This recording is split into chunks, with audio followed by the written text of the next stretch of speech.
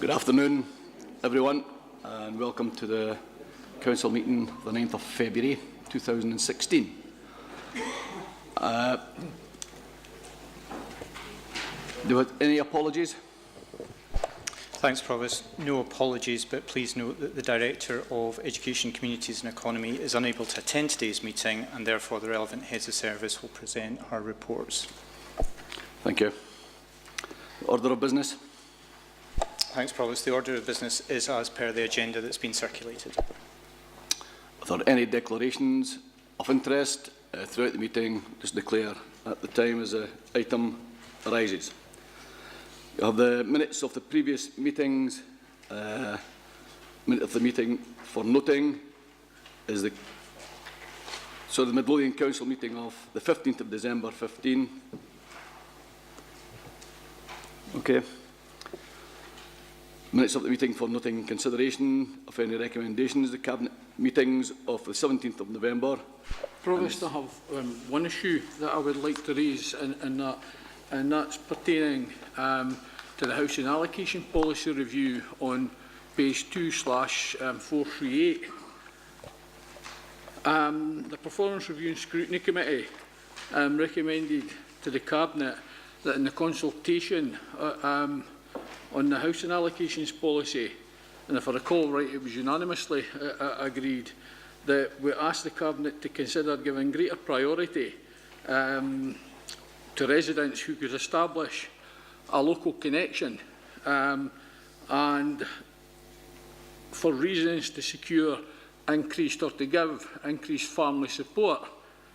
We also asked that we look to see whether we should be taking harder action against people who had been evicted or removed from a property due to antisocial behaviour. Both were rejected. Now, I heard the discussion after listening to the tape at the Cabinet, and I was kind of baffled as to the reason. So I wonder if maybe the Cabinet member for Housing could maybe give us some of the reasons that they didn't think that it was right to include this. I did hear some of the discussion round that if we give everybody with a local connection more priority, that nobody will benefit, that everybody will go up. Well, that's not true. Anybody who has a local connection, stays in Midlothian, will go up. People from the outside wouldn't benefit. But one of the big discussion points was trying to give some priority to people who either wanted family support with childcare, stuff like that, but more so people to be near elderly relatives and that, so that they could support them in their houses, and to try and stay in the house and to have more family help, take some of the burden of a social work. So we were looking for more priority for local people and for people who could prove that this would increase the likelihood of family support. And also the same, we were looking to see if we could take harder action against people who had been evicted through antisocial behaviour. And this was generally just to ask the public whether they thought we were giving enough priority, because we clearly hear from the residents of Midlothian that they don't think that Midlothian people are giving enough priority when it comes to issuing houses. We've invested massively. The last administration, over 800 council houses built and committed over £50 million to a further trench. We've been out and asked people in the latest trench to see if we could put up rents to start aiming stuff. And the reality is it's the residents of Midlothian that have been asked to pay this through increases in their rates, etc. So therefore, we can't see any reason why we shouldn't be giving them more priority. So maybe perhaps a Cabinet member for Housing would like to explain the rationale between rejecting this. Councillor Parry. Thanks, Provost. Just to clarify, it's my understanding that this is something that we are already doing, and that's why it was moved for no action. I don't know if Kevin wants to go further. Well then, if that is the answer, that's what we're already doing in terms of housing allocations. Chair, Provost, sorry if I could just give clarity to the point. Certainly, in terms of the 3 points of local connection, the antisocial behaviour prevalence And in terms of social need, as is indicated, that does exist within the current policy. There's provision relative to points for local connection, also in terms of social need, which extends to foster care and kinship care provision as well. Indeed, there is a proposal to establish a seminar, an all-member seminar, relative to the present review that we have of the allocation policy following the recent public consultation. And the other aspects, and in terms of the weighting of the respective points relative to Councillor Milligan's question, are certainly issues of policy for members to determine and recommend to ourselves as officers, and we'll certainly take account of those in the course of the seminar that's to be held. Relative to additional penalties or sanction for antisocial behaviour, there is provision within the Housing Act 2014 for additional sanctions and penalties at an earlier stage of antisocial behaviour carried out by any tenant or indeed any applicant with a history of that. However, the commencement orders for those provisions in the Act have not yet been enacted and are not due, as we understand from Scottish Government, to take place until October of this year. Thank you. Councillor Milligan. Yeah, Provost, it really doesn't answer the question, because we were very much aware that each local resident in Midlothian gets 20 additional points. It does say greater priority to local residents. And we did give examples at the meeting where we thought that people moving closer to relatives would help keep them safe in their own house, take some of the burden from social work and perhaps save us money. But the reality here is that we were simply looking, we went and asked the public, did they think there was a need for greater priority? Because clearly the public are telling us they still have the belief that there are people from outside Midlothian coming in and jumping right over the top of them to get houses.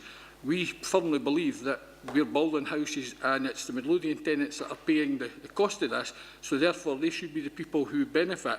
So I'm not really satisfied that the answer we've got is right. However, that consultation is now over and done with, so we'll perhaps again maybe have a look at this under a different light and see if we could maybe consider introducing. Councillor Muirhead. Sorry, I've listened to the recording from the Cabinet, and I think there was quite clearly a misunderstanding on the part of the Leader of the Council when she talked about that specific point. That I think the statement she made was along the lines that if everybody gets extra points for coming from Midlothian, then everybody will go up. The whole point of it is we're talking about greater points for people who are living in Midlothian. So I think there's been a misunderstanding there, and I think that's something that the Cabinet should look at again. I accept what Councillor Parry says about the other point, but that doesn't cover the request from the Performance and Scrutiny Committee for a consideration for greater points for local residents. Councillor Johnson. There is quite a difference between local residents and local connection, and they're quite different terminology. Maybe could Kevin give a better explanation of that? Certainly, in terms of the understanding of the question and the weighting of local connection points, we make that award relative to local residents of Midlothian. There's also eligibility in terms of those who have other connections, whether that's employment or indeed to provide or receive support from other residents within or who live in Midlothian. Certainly there would be the prospect, as is determined by members, subsequently at the seminar or afterwards when we bring forward the review of the allocation policy, to allocate greater weighting to those different elements of local connection within Midlothian. Certainly I would reassure Councillor Milligan that in terms of the public consultation, those very questions were asked relative to residents and relative to the changes within the 2014 legislation about the additional powers for antisocial behaviour, and indeed the analysis of that consultation will be brought forward to members in due course. Councillor Parry. Thanks, Provost. So I just wanted to finish by saying thanks for those answers there, and just to remind us that we do have a seminar coming up, which is a good thing. And I'd also invite Councillor Milligan to have a chat with me offline as well. I'm more than willing to hear his ideas and suggestions. Okay, thank you. We now have the Cabinet meeting of the 17th November 2015, 2/435 to 2/439. The Planning Committee, the 17th November 2015. General Purposes Committee, 10th of November 2015. Local Review Body, 24th of November 2015. Okay. There are no questions to the Council Leader and no motions have been received.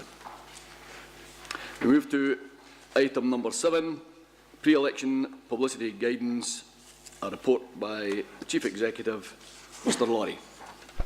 Thank you, Provost.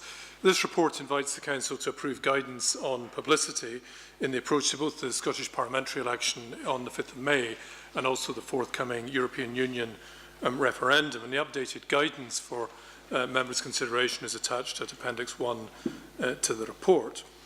The notice of election for the Scottish Parliament will be published on the 14th of March, and it's proposed that the Council enters a pre-election period for this election on that date. We do not yet know the date of the European Union referendum. It's quite possible it will take place in June. The favoured date at the moment seems to be the 23rd of June, but that's clearly dependent on further negotiations. And the position with regard to publicity in advance of the European referendum is set out at paragraph 2.4. The recommendation is the Council is invited to approve the pre-election publicity guidance, and that guidance takes effect from the date specified. Councillor Johnson. Thank you very much. I propose we just accept these recommendations. Thank you. Item number 8 is the Trade Union Bill, a report by Mr Blair, the Director of Resources. Thanks, Provost. This report includes the UK Government's response to the motion which was approved by Council in this chamber in September in connection with the Trade Union Bill, and the recommendation is for Council to consider the response as appended to the report. Thank you. Councillor Johnson. Thank you very much. Yeah, we did get a receipt of the letter. It was a bit disappointing and not at all what we hoped for, but we understand and we have to acknowledge that employment issues are all reserved powers in which we have very little influence. There's no way of changing that at this time, but possibly in the future. Thank you. Councillor Russell. Thank you, Provost. Just a question through your good self to the Leader of the Council. As you see, way back in September, this was discussed at a Council meeting. And yes, indeed, we do have the letter from Westminster. But it was recorded at the September meeting that the Leader of the Council would also write to the First Minister, calling on the Scottish Government to stand with other local authorities in opposing proposals in this bill. I just wondered if any reply has been received yet. Thank you. Councillor Johnson. Thank you. We did have a reply back on the 16th October from the Ministerial Correspondence Unit, which we received on the I don't know if it's the 22nd or the 23rd of October, acknowledging receipt of our letter, and they would get back to us as soon as possible, but we've not had a response yet. We have been following it up. Thank you. Councillor Pottinger. Can I ask through your good offices that we chase that up, please? Okay. Councillor Pottinger. Yes, and in supporting that, we do follow that up. And we also follow up on the basis of what the Welsh Assembly has done and the Welsh initiatives that they've implemented. And I think maybe the Scottish Parliament could learn lessons from Wales on using devolved powers to actually oppose this legislation. Councillor Coventry. Thanks, Provost. I think the fact that this trade union legislation, which has gone through Westminster, it's a direct consequence of the no vote last September that it's been impacting upon the Scottish population. It's really sad that the Labour group here in September spoke about a race to the bottom. It's in complete disagreement with the STUC, who have argued for the evolution of employment law, trade union law and workplace protection. The UK already has some of the most restrictive strike laws in the industrialised world, and we know that this bill has nothing to do with democracy or participation. It's about shifting the balance in industrial relations even more in favour of employers and will result in more insecurity at work, higher levels of inequality and more workplace deaths and injuries. It will not be good for workers and it will not be good for employers or the economy. It's inevitable that this bill will bring unions into conflict with the law. It will create a toxic industrial relations atmosphere, particularly as employers are now to be given the green light to employ strike breakers, creating unnecessary conflict. This bill starts from a false premise, and that is that unions are bad and their activities need to be curtailed. This is contrary to the approach that we are taking in Scotland, where unions, employers and government are working together through the Fair Work Convention to promote the very positive roles unions play at the workplace and across the economy and society in tackling low pay, job insecurity and inequality, underemployment and skills shortages, to improve productivity and economic success and reduce poverty. The call for devolution to Scotland of employment law and trade union regulation will only grow as a consequence of the current attack. And it's imperative that this Council realises that trade union law is already devolved in the United Kingdom. It's devolved in Northern Ireland. And for the Labour Party to stand again, once again, shoulder to shoulder with the Tories is absolutely outrageous, you know.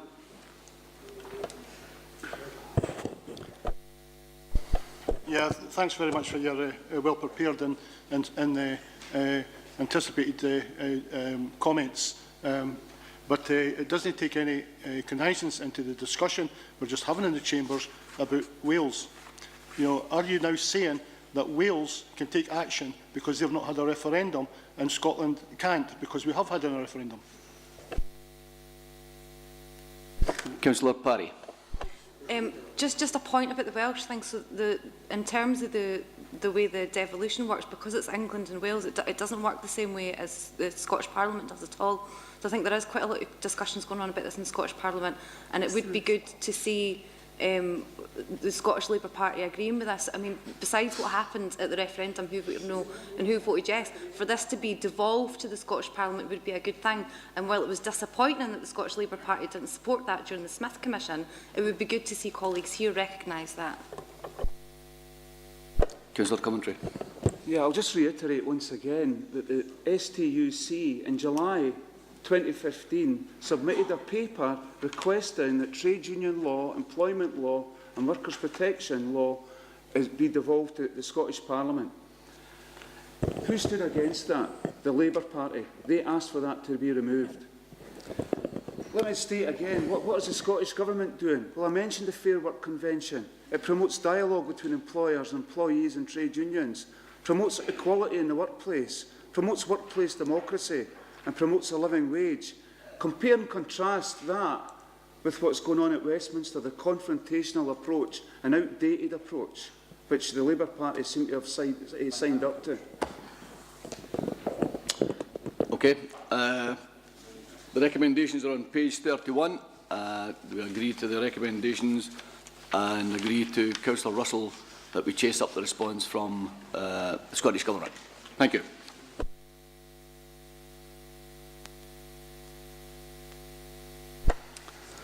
Item number 9, the Financial Strategy 2016-17 to 2020-21, a report by Mr Fairley, Head of Finance and Integrated Service Support. Thanks, Provost. Provost, members, this report provides Council with an update on the Council's financial strategy, specifically the position for the 2016-17 budget. I'm sure as members will be aware, Government published its own 2016-17 budget along with the proposed local government settlement on the 16th of December. After reflecting subsequent amendments to the settlement, the total allocation for local government represents a year-on-year reduction of some 3.31%. In terms of Midlothian's position, we expect now to receive £151.516 million from government in 16-17, and that represents a reduction of £3.480 million from the projections that we've previously brought forward to Council in the financial strategy. Again, as sure as members will be aware, the settlement consists of a package of measures, and these, together with the detail of the resources which would be withheld if Council did not sign up to the package were finally clarified on the 27th of January. I'll maybe just touch on the key components of the settlement package. They're outlined in section 3 of the report and are set out in full in Appendix 1, which is a copy of the Deputy First Minister's letter to Council leaders.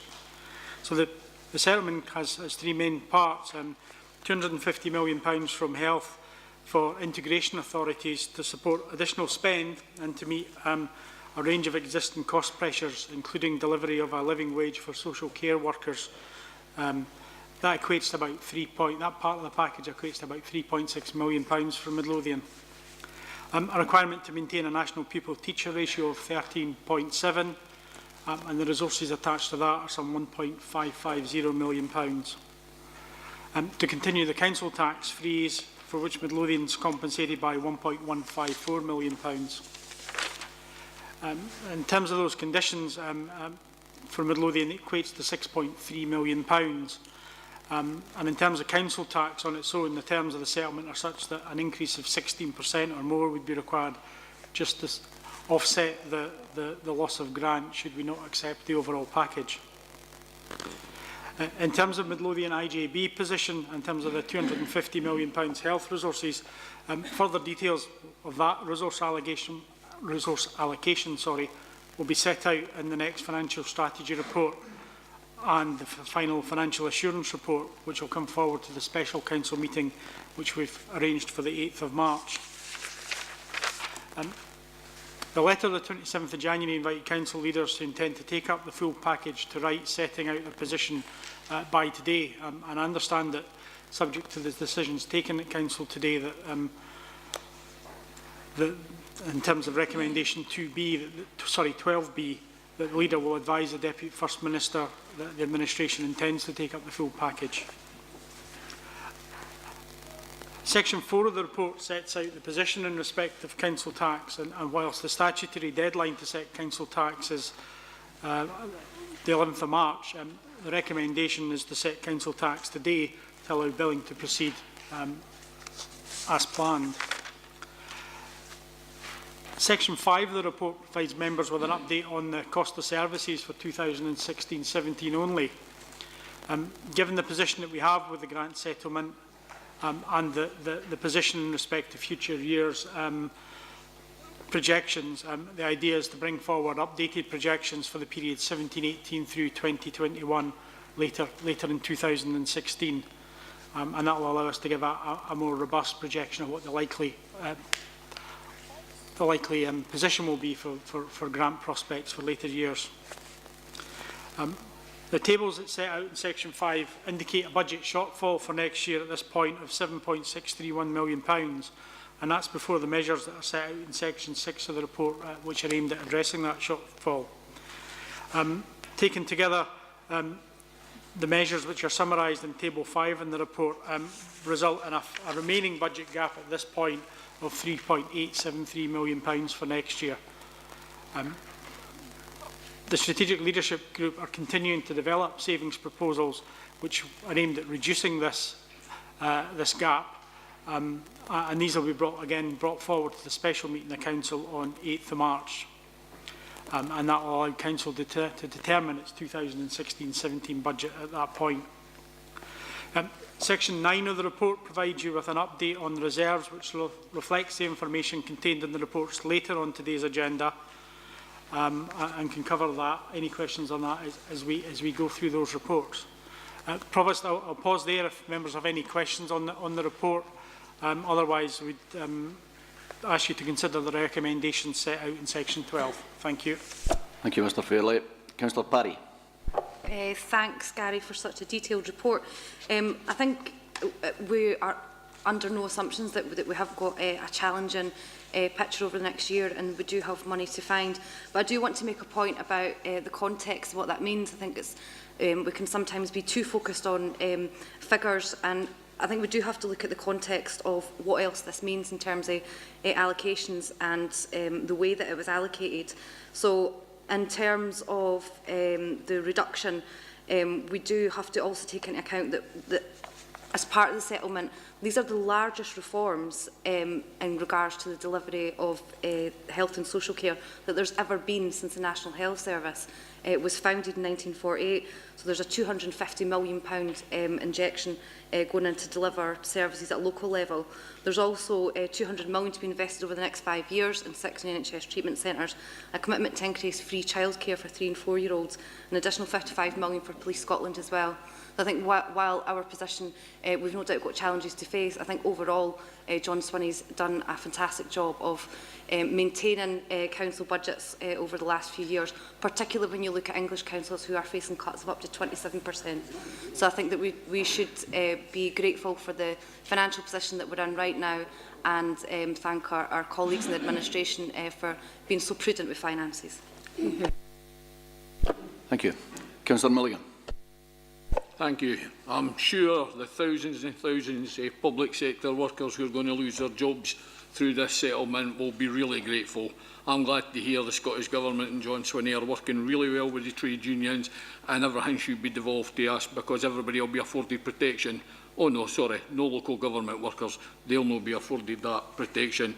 They're likely to lose their jobs, but it doesn't seem that that's something high on the agenda for yourselves. I certainly didn't welcome this settlement. To come in 4 weeks prior to councils looking to set their budgets with swinging cuts that we've got, and on top of that, not just tying our hands, blindfolding us and holding a gun to our heads, we're now in a position where any consideration whatsoever of raising council tax is completely obliterated, when you clearly see the size of a rise we would need is 16% just to stand still. The taxpayer out there didn't want to pay more taxes, I wholly understand that, but there is a growing swell of opinion that knows this just can't continue. You just can't continue to have council tax frozen, refuse to take these devolved powers that we've argued for and put a penny on income tax and still provide the same service. So we're also going to see a decimation of our services and our communities. We're currently faced now with a £7 million, over £7 million deficit that we're looking to bridge, and when you even take the areas we're looking to save money, we're still left with £3.873 million. So the reality here is, even with planned savings here, some of which I think we need to consider further, we're looking at near £4 million in savings still to find for this. This will have a real hard knock-on effect into education, into social care, into the communities, and certainly in providing services that we're looking at. And I think I certainly didn't welcome the settlement. Why we couldn't consider even looking at modest increases in either income tax or council tax, one of the two. Income tax, I think, seems to be the favoured way. It seems to be a fairer way.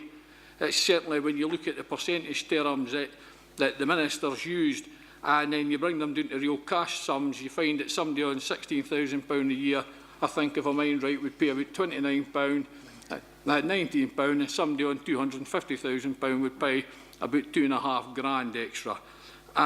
So, to be honest, I think something has to give, or we're going to end up not being able to deliver services that the public are clearly demanding that we do. It brings me on to the areas we're effectively forced to accept, and that is that we set council tax at the level currently, and note the updated offer from the Scottish Government that we didn't have an option to refuse. However, item C asks that we note the operational savings. For some of the detail I've got for Gary, these seem to indicate a cut and, for example, street cleaning at the weekends, and quite a big cut, which is something that, keep in mind, this council's already cut considerably to balance its budgets. We would ask that we continue the savings identified through the operational savings summarised in Appendix 3 to the special council meeting that we understand will take place in March, to set the budget so as we can consider them and ask that more detail in the operational savings be brought forward. The information given to us shows, or asked for by us, shows that, for example, there's £40,000 and I think it's called efficiency savings through the Ricky Moffat's frontline service areas. Some of them, for example, £18,000 cut to overtime at the weekend for street sweepers and stuff like that. We would like to consider that in the context of the whole budget setting. So we would ask if you would agree. In fact, we would actually move that we continue the operational savings to that special council meeting so as that it can be considered at the same time. And obviously that would change the overall figure in item D. That would move that to around £4.5 million. It is disappointing that you are welcoming this rather than just actually this time saying that you believe John Swinney's got this wrong. Councillor Parry. Thanks, Provost. Just to note on Councillor Milligan's last point there, the report is asking us to note it. However, I'll note your desire to have further chats about what comes forward at the March Council meeting. And the thing that I really want minuted here, and just to make a point of, is that there was a wee bit of concern about some of the rhetoric there about people losing their jobs. This council has a no compulsory redundancy policy that was brought in by this administration. So I just wanted to make that point quite clear. And the third point about the council tax, I think we're all more than aware that there has been a review of council tax. It's something that we should look at. That's not a position that I would back down from. But your talk about we should perhaps consider putting it up, what you're actually talking about there is putting council tax up by £368 for a Band D council taxpayer. Now, that would only hit the lowest paid and the most vulnerable. So is that what you're saying? Would you put council tax up by £368 No, what I a say year? is the favoured method was income tax. An increase of 1 pence in the pound, which seems to be the more favoured income tax now. And the only reason we'd have to put up that amount of money is because of the gun being held to our head with the amount of money being taken back off us by John Swinney. Can I just point out that money's been taken back by Westminster, and this council does not. This council does not have the power to put up income tax by 1%. The absolute, I'll use the phrase again, I'll use it again, written on the back of a fag packet policies by Scottish Labour to put up council income tax by 1 pence is absolutely mental. You would be putting up income tax for people that earn £12,000 a year. Is that really what you're suggesting is the way forward? To tax the lowest paid workers? My understanding for reading it is that somebody on £16,000 would be £19 per year, where somebody on £250,000 would be on £2,500 per year additional income tax. Yes, I think that's a reasonable solution. Councillor Parry. Can I recommend that we move forward on the recommendations? Councillor Pottinger. Well, we can't just railroad this through because it's got seriously budgetary considerations within this paper that are obviously part of the budget. And we're really looking for more information on that before we make the kind of decisions. How is it actually going to affect frontline services? I'm not going to the national politics or Scottish politics on this, but obviously we'll agree to disagree on that. But when Holyrood gets a 1.5% cut year on year and it manifests itself 4.5% for councils, that is serious. You know, that's a serious cut and it's trebling the problem onto local authorities. When there's job redundancies and fairness at work, and quite rightly so, that the government in Scotland, Scottish Government has moved on task force for Texas Instruments and Tartan Steel and others about the job losses. But where's the task force for the 15,000 council workers that could end up losing their jobs out of this austerity measures that have been imposed on us? But on a technical question, on page 37, and maybe to Gary, the officers on this, in the second paragraph, we talk about the integrated board's joint share as 3.6 million, and it goes on to say that a provisional agreement to utilise 1.8 million. Yeah, on cost pressures. And if I turn over the page on page 39, this on the bottom table, table 3, this share of the 250 million for social care now manifests itself as 1.7 million.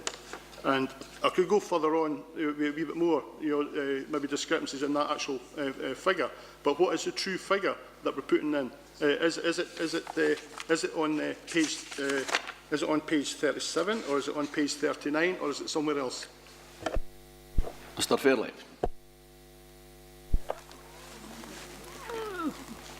Government have confirmed that the share of the 250 million that flows through Lothian Health to the Midlothian IJB is £3.6 million. It is 1.8 million and 1.8 million, as Councillor Emery highlights. Members will perhaps not appreciate the nuances within the report in terms of the impact that has. So table 3, the 1.7 figure is the analysis that changed since the last report, as well as the way that 3.6 million flows around the system. There were clearly attached to that settlement, that aspect of the settlement, additional cost pressures that had to be factored in, and the net impact of that is a movement from the position in terms of December to February of £1.7 million.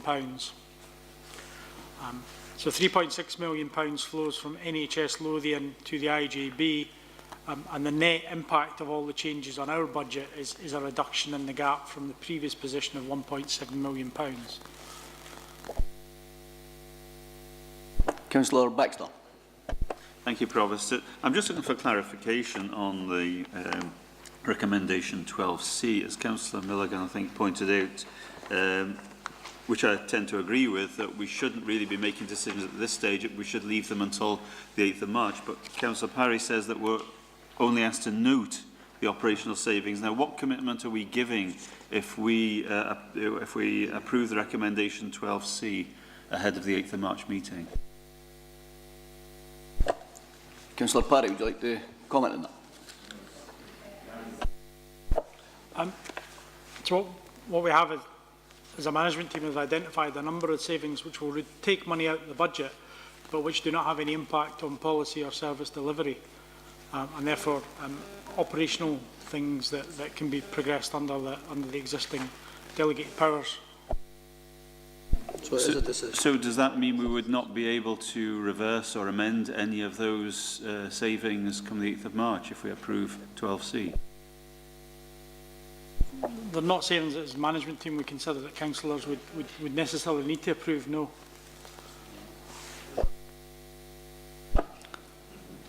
Councillor Muirhead. I can't believe that we wouldn't have the opportunity to reverse that decision. That's unbelievable, and it leads me to the point I'm making, and it's about democracy. The SNP are big on getting the levers of power away from Westminster to Scotland so that we've got more control over our own affairs. But when it comes to actually passing the levers of control onto a local level, they're actually taking moves in the opposite direction. We were in a situation before. The whole point of having local council tax is that so we've got some ability to make decisions at a local level and step up and be prepared to put your money where your mouth is and pay for it. Now, we were in a situation where we've been threatened for several years that if we decide as a council that we want to spend a bit more on something or prepared to ask people to put their hand in their pocket to do that, then we would be penalised by the Scottish Government because they would withdraw the monies that they have put in supposedly to help us to achieve that. Now we're in a situation when it looked like some of the councillors were prepared to rebel against that and take it on the chin and actually pass that 3% on to their residents just to break even. Then we get additional threats. We get told that the 250, Councillor Parry's talking about the really good work that's coming out of the Scottish Government in terms of additional monies. The £250 million that's being put forward for health, but for and social care, that you're not getting that. If you don't agree, if you don't do what you're told by the Scottish Government, you won't get that. You won't get the money to protect teacher numbers if you decide to put the council tax up. So all these extra things were thumped on as conditions, and it is nothing short of blackmail by the Scottish Government against this council and every other council in Scotland. It's an appalling situation, and the government should be ashamed of it. Councillor Johnson. Thank you very much for all your guidance. It's most welcome. However, the agreement not to increase council tax by the Scottish Government was a manifesto pledge in which we're going to honour and which we should do. And the police and health have been protected. We have been asked on this year to make some savings, in which we are going to do. And I don't think it's right that you should issue threats to us about it. We're not in the business of doing that, and I propose, as Councillor Parry says, we accept his recommendations and now move forward. Councillor Baxter. Just to clarify, it was a manifesto pledge to freeze the council tax for the duration of the Parliament, which dissolves in March. This tax increase would have taken place after that dissolution, and therefore it's not a manifesto pledge to freeze the council tax next tax year. Councillor Muirhead. Just to say, I'm unclear what threats that are made to anybody, but I would like Provost to second Councillor Milligan's proposal regarding item C. Councillor Constable. As regards Councillor Muirhead's comments on local taxation, I would have to say that I do have some measure of agreement with him. It is not an ideal position we're in, this council tax freeze and all that, but it is an essential way of the Scottish Government to pick the best way to go forward. There is a whole review of local taxation taking place. It was discussed at the last Councillor Conference last year in a non-political fashion, and I have to say one of the best contributions came from Ken McIntosh from the Labour Party. In that, a very thoughtful input to it about trying to solve the inequalities between the council areas in Scotland and to try to minimise that. It's unfortunate to see, I see he's been placed so far down the list in the Labour Party lists for election to Holyrood that he probably won't get back, which is in some respects a shame. Councillor Milligan. Yeah, I just want to make sure that Councillor Baxter's clear on what decision we're being asked here, and Gary can come in and tell me if I'm wrong at any time. But if we agree to note this, then we're agreeing to note, and that will be you will not be able to revisit this. I didn't agree at all with what Gary's saying, is that a councillor wouldn't normally be involved in this. This is directors and heads of service being asked to bring forward suggestions and how they can bridge the gap and changing their service. There are clear service cuts that we as councillors might find, like road sweeping at the weekend, that we would rather look somewhere else prior to doing this. And all we're asking is that they go in to the March meeting in the same bundle with everything else, where we'll be asked to look at other various issues, I would imagine. Councillor Parry. Can I advise Councillor Milligan that if he wants to take decisions like that, the Labour Party should perhaps focus on winning an election? Councillor Beattie. Provost, I'm sorry to ask this, but I'm really unclear how we can not note something. I don't quite understand that, and I'd like some clarification on the protocol of that. Well, one of the officers get to answer that then. Far be it from me to try and put words into anyone's mouth, but I'm going to try and do that. I assume that the amendment that, perhaps to clarify what the amendment I think Councillor Milligan is trying to make is that the operational savings summarised in Appendix 3 are not agreed at the moment and are brought back for further consideration at a future meeting of the Council? Correct. We're just simply asked to continue them to the March meeting. Okay, we're going to move on now, and there's a motion through from the Labour group that 12C and D. Okay. C and D in the recommendations be withheld until the seminar in March. Those in favour, please show.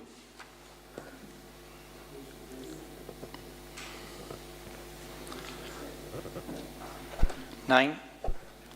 Those against, please show.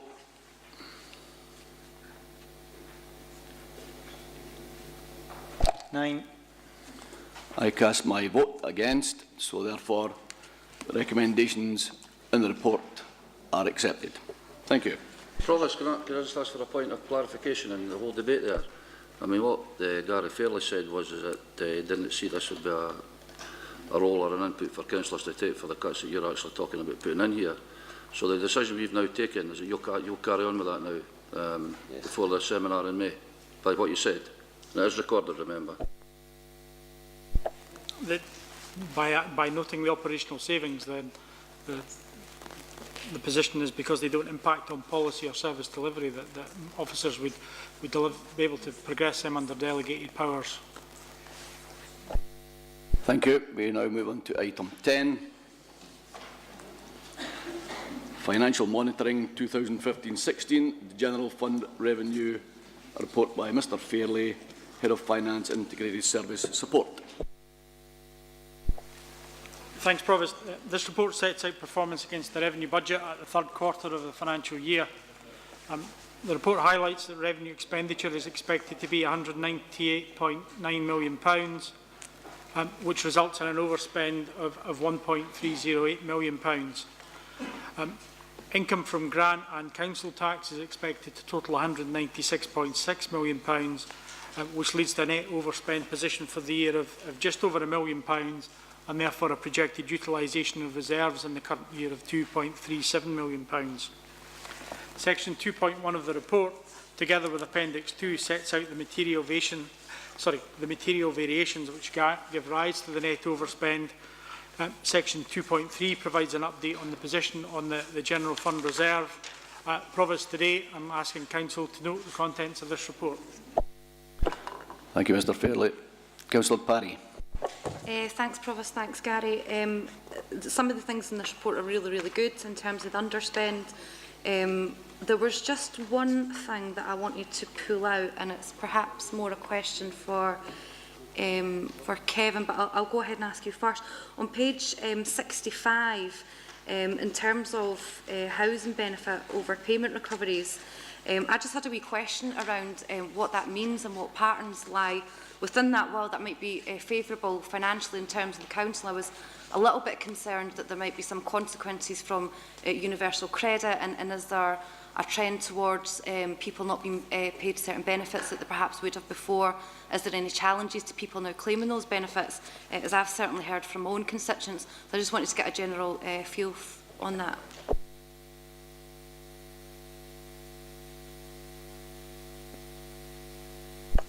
Thank you. Provost, in terms of the council tax reduction scheme and in terms of the narrative, indeed we have lower applications in terms of the council tax reduction scheme than we had budgeted for. Certainly that can reflect that either there's an upturn in the economy or indeed, as Councillor Parry has suggested, that there are barriers in terms of those who are applying or eligibility. Certainly the only inference in terms of the latter would be the introduction of universal credit into Midlothian, which was in April 2015. Whilst at this point in the financial year we'd anticipated to have 1,052 applicants for universal credit, there are 77.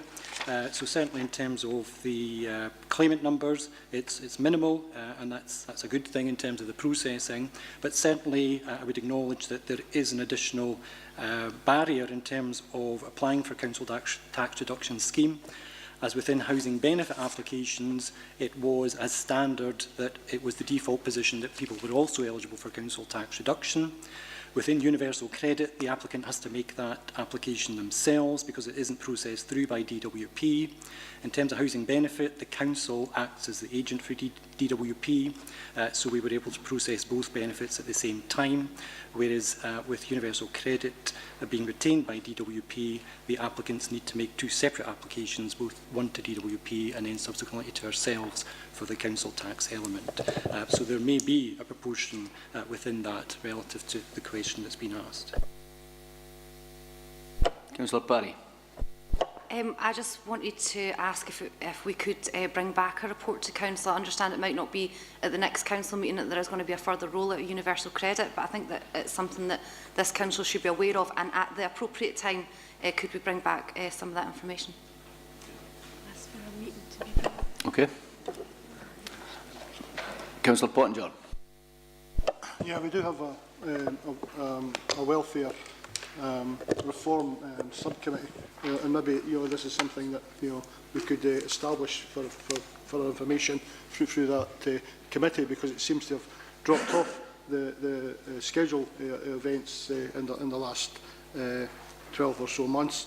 My point is on page 62, and same old new buyers, and I don't want to go over all the things we've already went over on this, but the overspend here is continuing, and you tell me otherwise. If the residential care home for older people is in this new buyers village, we've been monitoring it, we've been scrutinising it, we've been discussing it, and it's still got large overspend.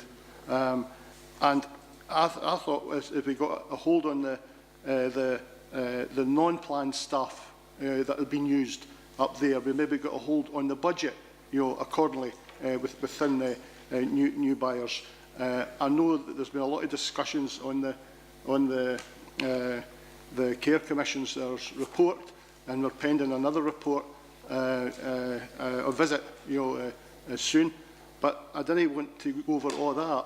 I just want to see if I can get any new information, on why can this overspend keep continuing. Also, I'd like to get some more information on the occupancy rates. Is there a correlation between the occupancy rates that we're actually having at new buyers for the bed spaces against this kind of budget? Because all intents and purposes, I think maybe the occupancy rate has been reducing recently, and surely I'd anticipate a budget to follow reduction if the occupancy rate has been reduced. And the staffing situation is we seem to trying to get control of this absence rates and other things that's obviously generate a lot of additional costs to us to backfill the necessary staff and the expensive ways of doing this. Is there anything else you can tell me about the occupancy rates or about getting a hold of this this overspend budget? Ellen. Thank you. Thank you. The report here covers both new buyers and High Bank, both care homes. In terms of further comment over and above what's already in the narrative here, the occupancy rate the occupancy in new buyers is reduced from 60 is the normal, and it's below that at the moment because we've held off on admissions pending the next care inspectorate visit. So the occupancy rate is lower.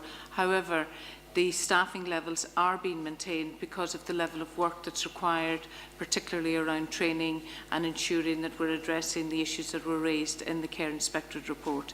My understanding is, although this can vary from day to day, but my understanding is that the occupancy rate at the moment is nearer 50 than 60. Councillor Parry. I just wanted to suggest that we move forward with the recommendations in the report. Thank you. Councillor Muirhead.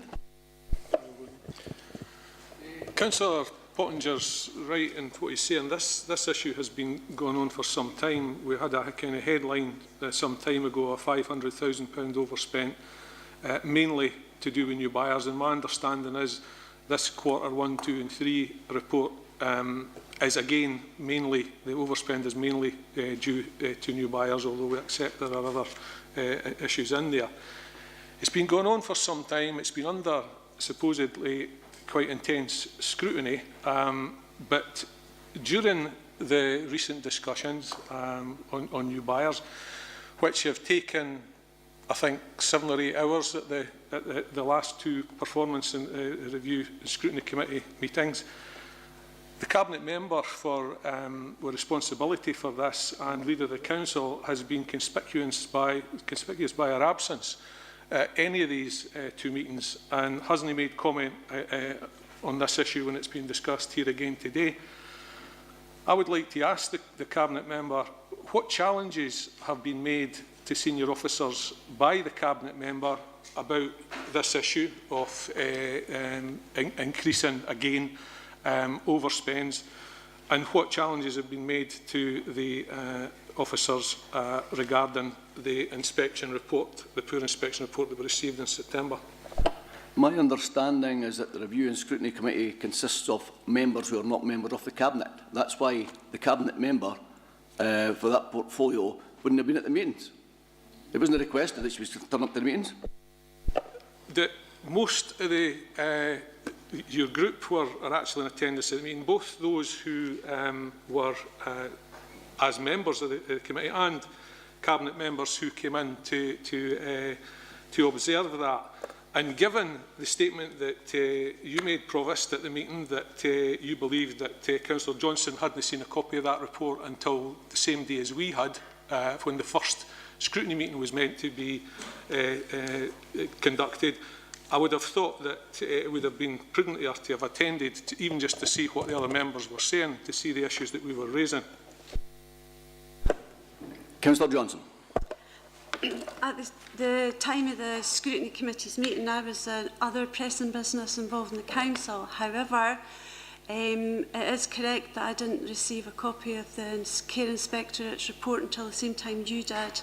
And however, I did know that the report had been poor, and there had been an article in a newspaper in November time about it. And at that stage, I was started to work very, very closely with the department or the directorate concerned, and I have continued to do so. The fact that I don't shout about it in public, I think, is a good thing, because there's lots of people who live there. Their lives are very private, and they should continue to be very private.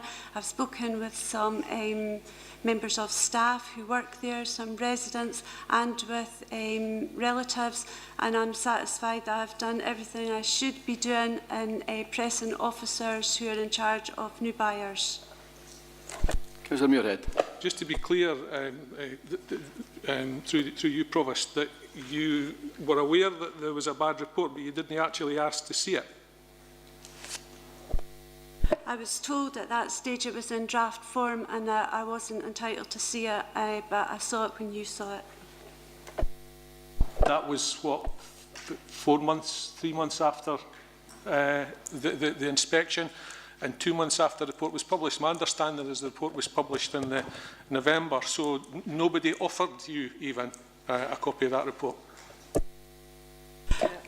As I said before, I saw the report at the same time you did. I did not see it before, although the officers concerned had discussed it with me. Okay, we're asked to note this report anyway, so we're going to move on to item number 11, the General Services Capital Plan, report by Mr Fairley. Provost, this report provides Council with details of the performance against the budget for the General Services Capital Plan for 2015-16. In section 2.3, section 2.2, the report sets out the adjustments since the last report at Q2, and taken together that results in a revised budget for the year of some £20.669 million, with funding estimated to be £17.569 million, resulting in a net borrowing requirement of the year of £3.1 million. Section 2.3 then goes on to set out performance against the budget, and at this point we're projecting it will be a small variation of £208,000. Section 3 of the report then goes on to provide an update on the position with the Council's capital fund. And once again, Provost, I'm asking Council to consider the recommendations which are set out in Section 5. Thank you. Thank you. Councillor Parry. Thanks, Provost, and thanks, Gary, for this report.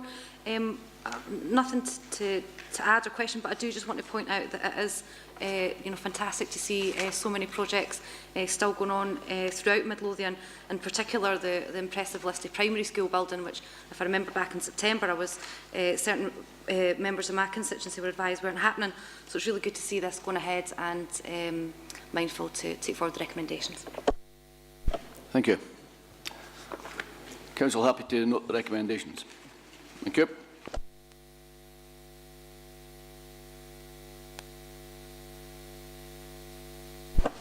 Item number 12, Housing Revenue Account, Revenue Budget and Capital Plan 2015-16. Report by Mr Fairley. Provost, the final monitoring report today sets out the position for the Housing Revenue Account. Section 2.1 identifies a projected underspend of £845,000 for the year, with fuller details on Appendix 1. Section 2.2 sets out current investment plans and also the investments which will now fall into 2016-17, together with details of the projected underspend of £868,000 on the capital planning, which will give rise to total capital investment of just over £14.5 million.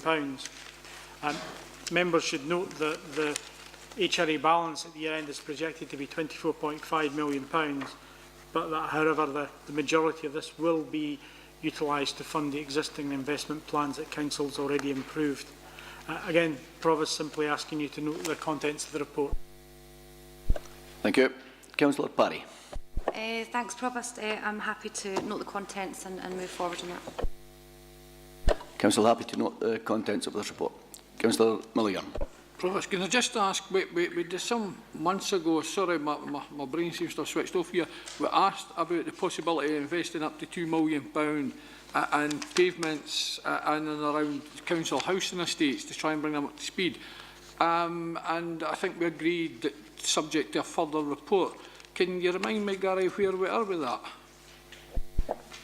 Yeah, the position, if my memory serves me right, was reported back to Council on the December report, 15th of December or so, which set out what the implications would be for that.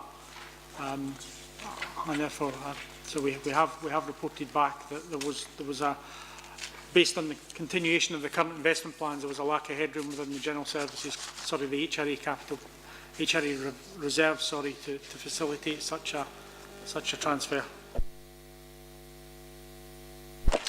Okay. Happy to move on. We're on to item number 13. That's on page 85 in your agenda. The Last Wage Village 20 mile an hour trial. Report by Mr Moffat. Thanks, Provost. This is a report brought forward.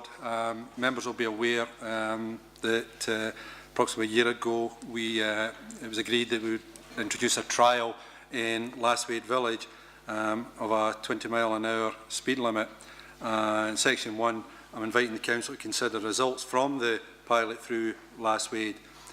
In section 2, the results from the speed surveys and the minimal changes in speeds are listed, as well as a comparison of the before and the after accident trends in 2.2.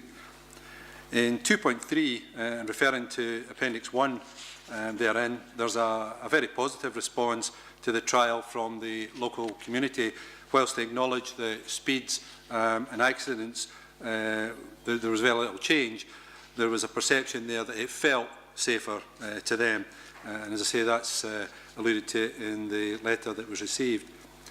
In section 3, I've given the cost of making the 20 mile an hour limit through Last Wade permanent, and that's a cost that can be contained within the existing roads budget. In addition, should members wish to roll out further 20 mile an hour areas, the cost is given as £460,000, and the detail in the areas of that were contained in the paper to Council in 16th December 2014. So, moving to the recommendations on page 89, Council is asked to consider the 20 mile an hour limit through Last Wade and whether this should be made permanent. And second recommendation is to take no action at this time in relation to introducing further 20-mile-an-hour limits in Midlothian. Thank you. Councillor Rosie. Thanks, Provost. Thanks for that, Ricky. Yeah, in the full 3 years prior to the limit being reduced to 20 mile an hour, there were 4 reported injury accidents. That's an average of 1 accident per every 9 months. And since then, since the introduction of the 20 mile an hour limit, I think there's been 1 reported injury in 7 months. And from the information from local residents indicates, as Ricky has said, that there's a general feeling that the traffic flow is slower and safer, and therefore I would recommend that we make the 20 mile an hour speed limit permanent in Lithwaite and take no action at this time to introduce any further 20 mile an hour speed limits in Midlothian. Councillor Baxter. Thank you, Provost. I would support the recommendation to make the pilot a permanent feature. I just have 1 or 2 concerns that to take no action at this time might mean that we're just stopping dead with introduction of any further pilot schemes. I appreciate that in times of financial constraints, it's a significant amount of money that we're looking for to extend. I just wonder if there could be some sort of compromise where we can say, well, we're continuing to look, we'll take another pilot, and then we'll maybe do 1 a year, for instance, over the next few years, so that we're sending out the continual signal to the population that this is not the end of it. Edinburgh introducing the 20 miles an hour zone across huge areas of the city, and if we're just making 1 small area a permanent feature rather than a pilot, then I just worry that we're sending the signal that come out to Midlothian, everything's the way it always used to be, and that we're not moving forward on that. Councillor Constable. Thank you, Provost. Yes, I welcome making this permanent. The community has the perception it has made things safer, though the speed reduction is very small. But nonetheless, we have to note that.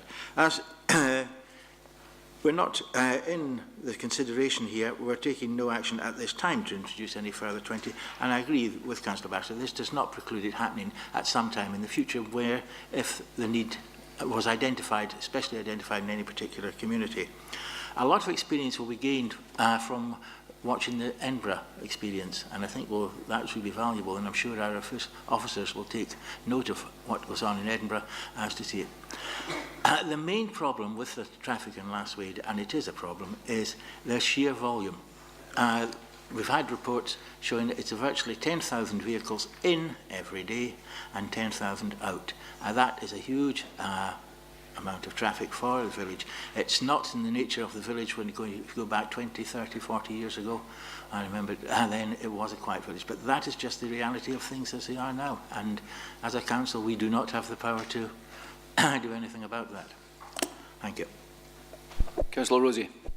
Yeah, thanks, Provost. In maybe response to Councillor Baxter, it's just to remember that in most recent years we have dealt with issues in other villages and things as they've come up at this council when it's appropriate, such as Ford, as we'll remember, Fala, in that. So I don't see that as changing. If something is brought forward, then I think we should be looking at it as it comes forward. That's all we're saying. Councillor Limley. Thanks very much, Provost. I'd like to move an amendment. Firstly, that we agree that the 20 mile an hour speed limit should be made permanent in Lithwaite, but we delete B. And I say so on the basis that the Council has actually had a number of debates in this chamber, and we've had reports up by our Head of Road Services regarding the rollout of a programme and the costings that went with that. We also agreed as a Council, that, which is contained in the report, that we would roll out further around our schools and our nurseries, etc. And whether we like it or not, we've got to understand now, people are looking for a step change. And more local authorities are actually waking up to the idea that actually people living in communities are actually more important than the car. And speed is actually very, very important indeed when you're going through areas. And a number of us have had constituents asking about when is our other areas going to come in to play. So I don't think, in a sense, Provost, I can understand it ain't going to happen overnight. I accept that. But if at least if we have a rolling programme in place, then when people come to us, we can at least respond to them and saying, well, you're not up number one at the list, the next one to be done, but certainly down the line, 20 miles an hour will come in. And I said before, Provost, we're in a changing arena now. People are actually starting to, particularly in residential areas, look for speed of traffic to be controlled. Now, I've always said, and I don't know, Ricky will turn around and say, well, the report doesn't show that people drop their speed. Driver education doesn't happen overnight. It takes a number of years. Gee whiz, we've actually got adverts up yet again about seat belts. And how many years has that gone on where it was clunk clip every trip was a way back in the day, and it became law, and we continue to do that. It's the same in drink driving, where we continue to have campaigns on that. And I just think that road safety is very, very important. And I think, in a sense, if I had my opportunity, I would actually say that nobody should be doing over 40 in Midlothian, and let's make that the upper limit and 20 the lower limit. But however, that's not in today's debate. But my motion is quite clear that we actually still continue to have a rollout programme.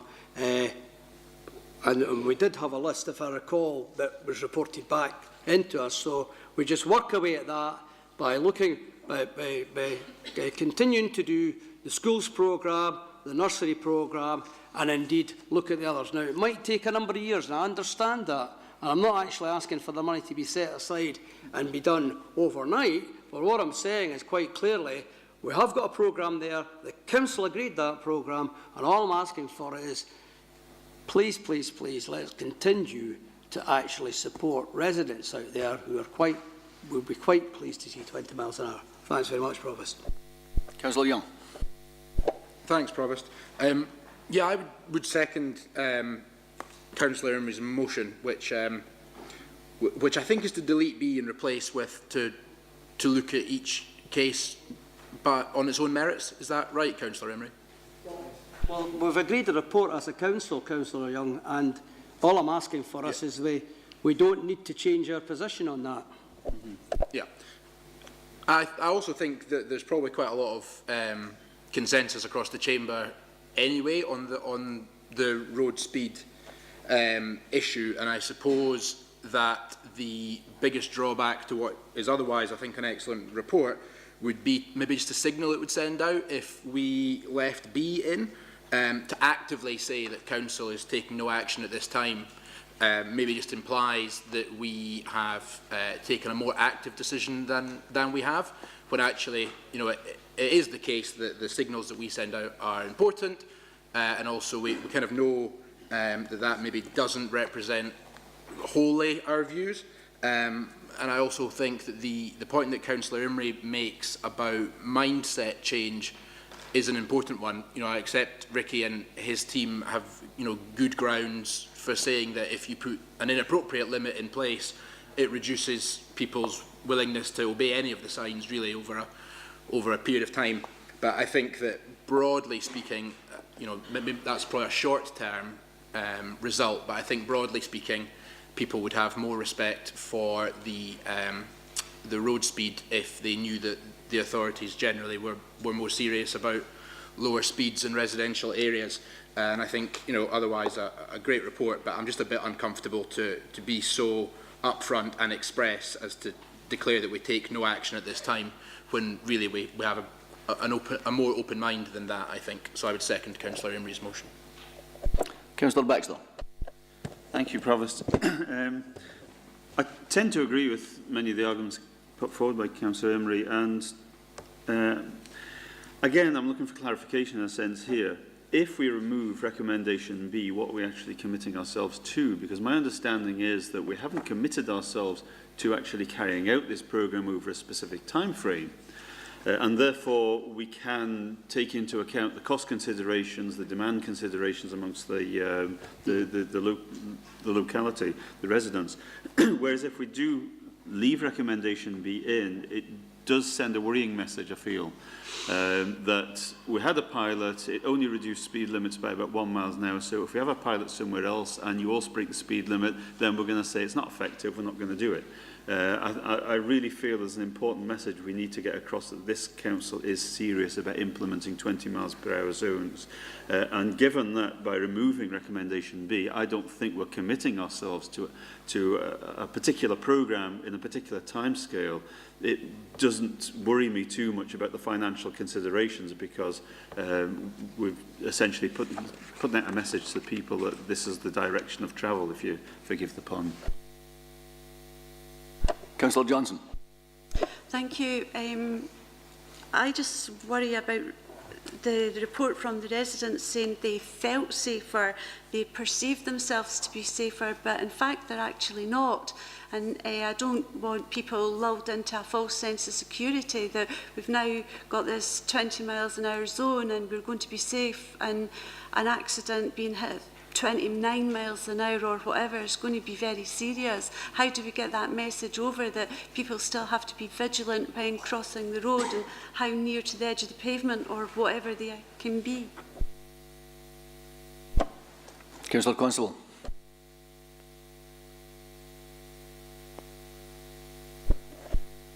Thanks, Provost. As regards to 20-mile limits, I'd like to ask the officers, I think we're in the process of implementing some 20 limits round about the nurseries now. I seem to recall a diagram showing the round about the schools and nurseries. Well, that's only to be welcomed and will be valuable. Councillor Rimley reminded me of another issue with the 40-mile-an-hour limits. I understand the A7 urbanisation process might lead to some 40-mile-an-hour limits along there, which would create a slight anomaly. I think I mentioned at the meeting with that from the south side of Lasswade, we have a de-restricted one past the Melville Golf Centre to that roundabout.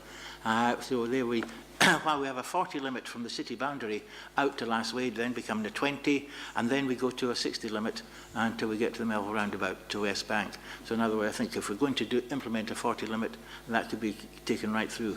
Do we have to have street lighting where we implement a 40 limit? That's one question I'd like to know.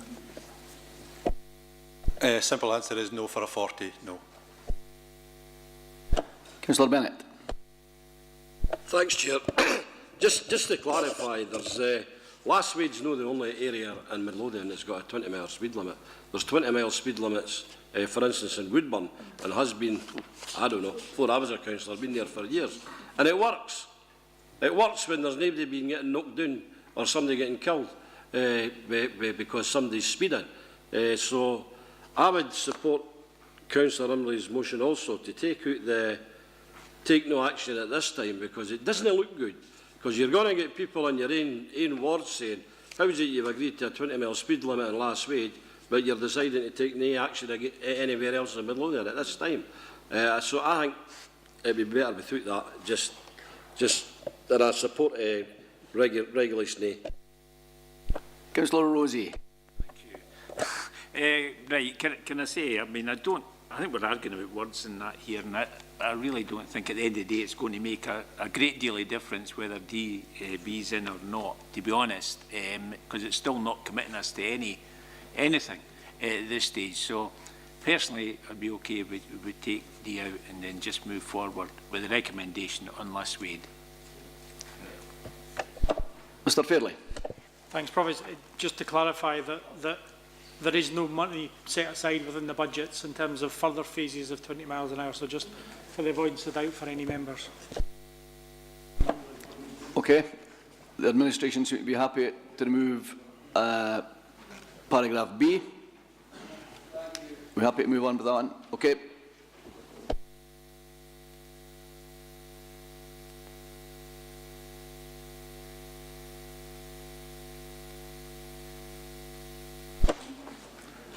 Item number 14, Commercial Waste Collection, Trade Waste Charges 2016-17, report by Mr Muffet, Head of Commercial Operations. Thank you again, Chair. Yeah.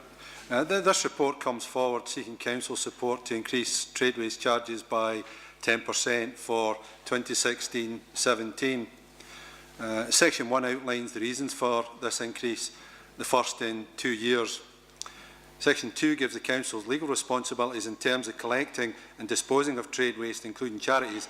Effectively, we are required to provide a service, or at least offer a service. And this section gives more details behind the increased charge. And I'd particularly make reference around the issues related to recyclable items.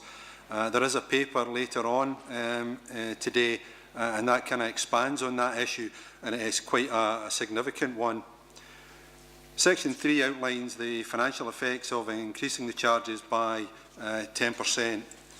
Turning to the recommendations on page 99, Council's asked to recommended to approve a 10% increase in charges in addition to £53,000 to the 2016-17 budget, authorise the Director of Resources to advise all customers accordingly, and to introduce these revised arrangements by 1st of April 2016. Councillor Rosie. Thanks, Provost. Thanks, Ricky. I just note that from 2.1 in section 2.1 that it's incumbent on local authorities and indeed supported by the Scottish Government legislation that councils fully recover costs associated with the collection and disposal of commercial waste. So really I think it's something we have got to look at and do, and I move that we accept the recommendations at 5A, B and C. Thanks. Councillor Muirhead. Question, Ricky. What can we seem to do this every couple of years with quite substantial hikes on our trade commercial waste collection charges. When, according to 2.2, our costs seem to be going up by about, well, somewhere between 1 and 2% per annum. We're expecting to reduce the spend, if you like, by the council from 96,000 to 53,000 on the basis of the 10% increase in charges. What about an analysis of the competition? Because I'm aware that there are private collector companies running around the place collecting waste. Have we done anything to determine what their rates are currently, and whether putting it up 10% might put us into a situation where companies go elsewhere and we actually don't recover the amount of money that we're intending to cover according to this paper? Part of the problem we have with trade waste is that private sector operators, the main ones in this area are people like Biffa, Viridor, they will simply not publish those figures. They will provide them should you wish a quote for a service, but they don't publish that information widely. What we can do is we can compare our level of charges with our other local authority neighbours, and what I would say is that the charges with the proposed 10% in a number of cases we're still actually well below some of the authorities around us, and they haven't put an increase in yet, so that's a comparison with their 2015-16 numbers, and indeed others we are at about their level just now, with them still to bring it in. So in terms of our local authority partners, we're actually very competitive, but it is very difficult to get private sector comparators. Yeah. The last time that we increased the charges, have we done anything to determine what sort of drop-off we had in terms of people going elsewhere then? And if we've done that, has this been reflected in our assessment of what we're likely to recover after this charge goes in? Yeah, since over the last 2 years, we've probably seen a drop somewhere in the order of 15% in terms of our trade waste customers. It's not just a pure dropping off and not taking the business. What we've seen more of in terms of the change in income is a different approach by customers, and many of them are now buying in to the recycling side, so they're actually recycling more. So that has meant that when we've got a lower income in terms of, a lower cost for disposal, it's cheaper for them to do that, and so they've kind of taken advantage. So overall, the amount of money that's came in and the drop in is about a difference of about 15%, and that's over the 2-year period. Okay. We're happy to accept the recommendations in this report. Thank you.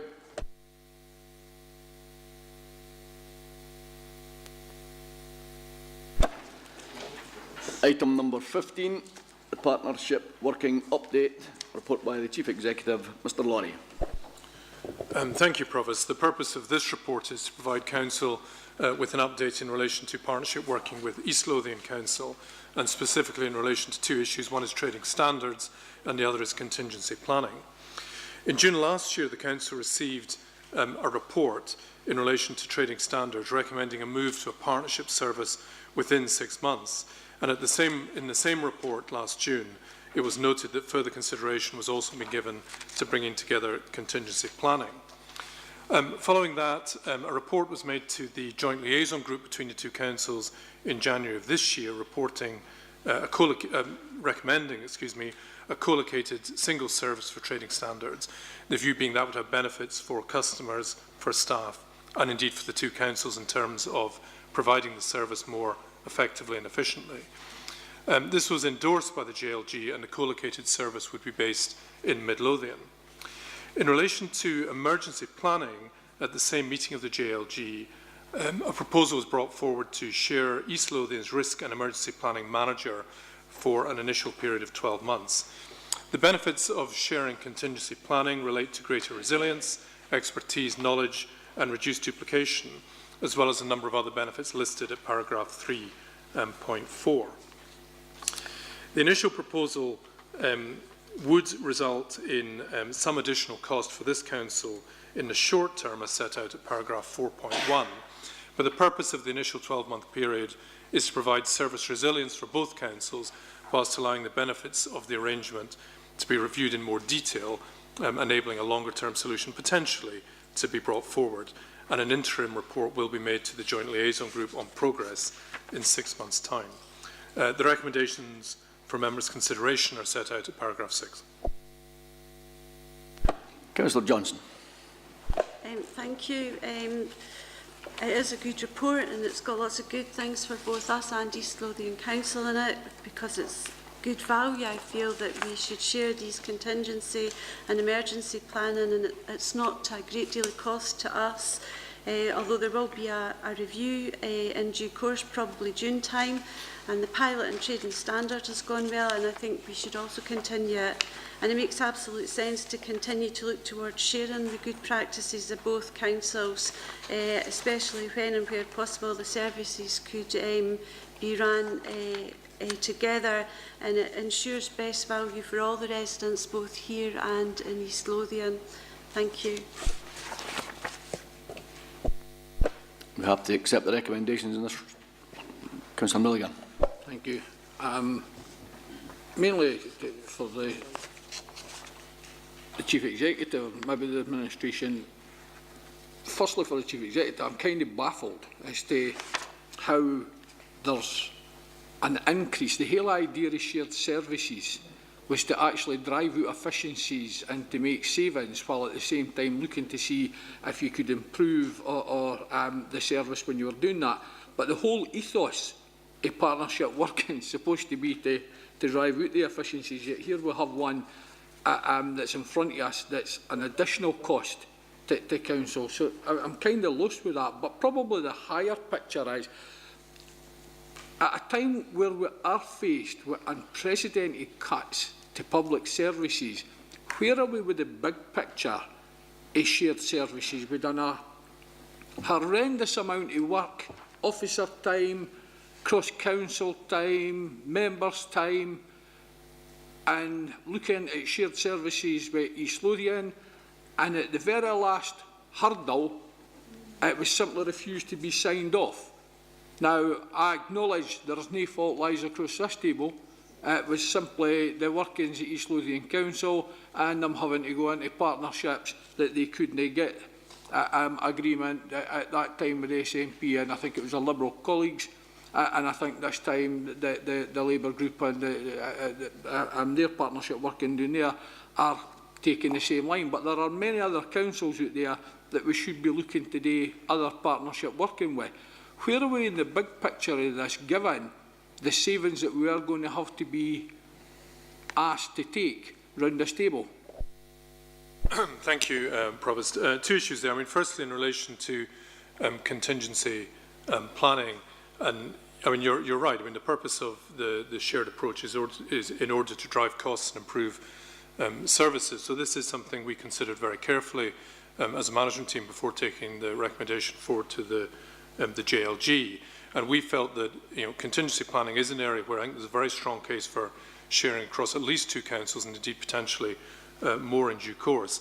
And just in order to do the analysis and the work that needed to be done to establish a long-term position, we thought that the sharing of that manager for an interim period was a way of taking that forward, and it was worth investing some money in that in order to get to the long-term position there. In terms of the wider picture, I mean, I do think there's absolutely no doubt that there's a high degree of expectation, not least from the Scottish Government, that councils will take forward the shared agenda. Councillor Milligan is very aware of the previous challenges that there have been in terms of the work with East Lothian, and at one stage we seemed to be close to bringing together 2 education departments, and that didn't happen. There is ongoing work with East Lothian in relation to a number of areas, including schools working together, but I think it's fair to say at this stage there's nothing of the scale that was previously contemplated. I suppose the other thing that's worth reflecting on is, as members know, and indeed you've had a number of reports in relation to the city deal. You'll be aware that city deals that have been agreed south of the border have had attached to them fairly significant changes in public sector governance and indeed expectations for different parts of the public sector coming together. So in the context of city deal, we are beginning to look at some of the possibilities for wider shared services. What I would say is I don't think there's any imminent major changes, but I think that councils across the country realise that this is one way in which we can both improve services and drive savings out in the future. Thank you. Councillor Baxter. Just very briefly, I think that when we're looking at shared services, I think we need to draw a distinction between those who are purely operational, which I certainly have absolutely no issue with sharing services because they don't, we're just doing some trading standards is probably a good example of that. That it's a purely operational, it doesn't really matter whether you've got 32 councils doing it or one body doing it on their behalf, and others where there's policy implications. And I do have a sort of wariness about merging education departments, for instance, because there are decisions which are taken by councillors, and if there's a conflict between councillors in East Lothian and Midlothian making decisions that affect frontline services, then there are issues there. So it's just really to be aware of that. There are, in my mind at least, 2 different kinds of services, the purely operational ones and those where policy is involved, where we need to tread carefully. Okay, is Council minded to note these recommendations on page 104? Thank you.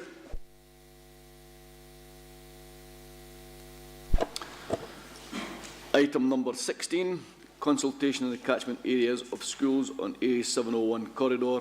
A report by Dr Vickers. Thank you. The purpose of this report is to seek the Council's approval to implement the proposed establishment of a new primary school at Bilston Public Park, Bilston, and creation of its catchment area, changes to the catchment areas of Roslin, Lonehead and Paradise primary schools, and the relocation of Paradise Primary School to the replacement school site at George Avenue in Lonehead. And a copy of the consultation report is also attached in Appendix 1. Section 2 outlines the background. In particular, I'd like to draw your attention to Section 2.4, which outlines that Education Scotland has also carried out an independent and impartial consideration of the Council's consultation proposal and published that report on the 11th of January, which is included in the consultation report attached. Section 2.13 outlines the proposed changes to the catchment areas of the A701 corridor non-denominational primary schools and the relocation of Paradise Primary School, which have been reviewed having regard to all relevant representations made and to Education Scotland's report also. In addition, this section also provides reassurance and transition arrangements which will be applied. Section 5 outlines the 5 recommendations and also asks to note the transition arrangements and the reassurances given as detailed in Section 2.13. Thank you. Councillor Constable. Thank you, Provost. This is a very welcome report. there is great excitement in Bilston already about the school, which apparently is making great progress. I've not managed to be around to see it. They've already formed a parents' council, which is great to see the enthusiasm of the community. If you go to the actual document of the consultation, the appendix, and go to section 3, the educational aspects of the proposal, I think if you read that, you'll see this is going to be of tremendous benefit to the children. There are shorter distances to the school, curated community, and the Paradise building, of course, is very exciting in that the amalgamation of several other facilities in it, and the staff, as you can see in the report, the staff are really looking forward to these new facilities going into the new school. All in all, a tremendously positive thing, I'm showing in the tremendous amount of school building we're doing in Midlothian. Happy to accept all the recommendations. Councillor Muirhead. Happy to welcome the report. It's the second, I suppose, sort of major catchment reviews, both of which up to now have been fairly non-contentious, and I think we can see from the reports back of the consultation that it certainly can be inferred that most people are happy with the situation. So we're pressing ahead. It's good to see we're appointing head teachers to the school well in advance of the school actually being built, which gives us will enable us to progress much quicker with a school which, incidentally, Councillor Parry's vast majority of funding which comes from local developers. Thank you.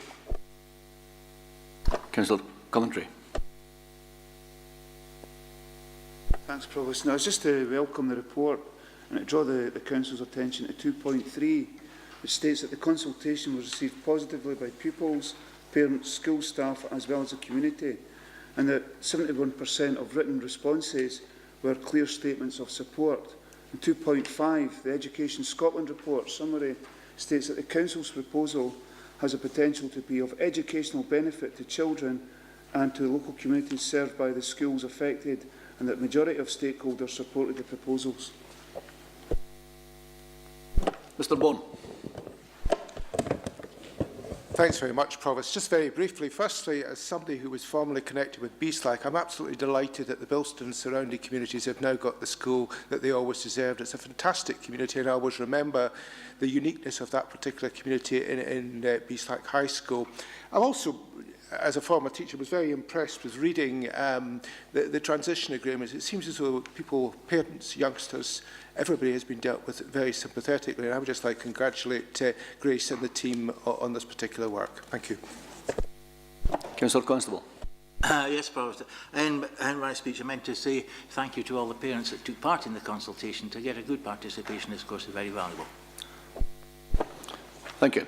The Council accept the recommendations on page 109 and 110. Thank you.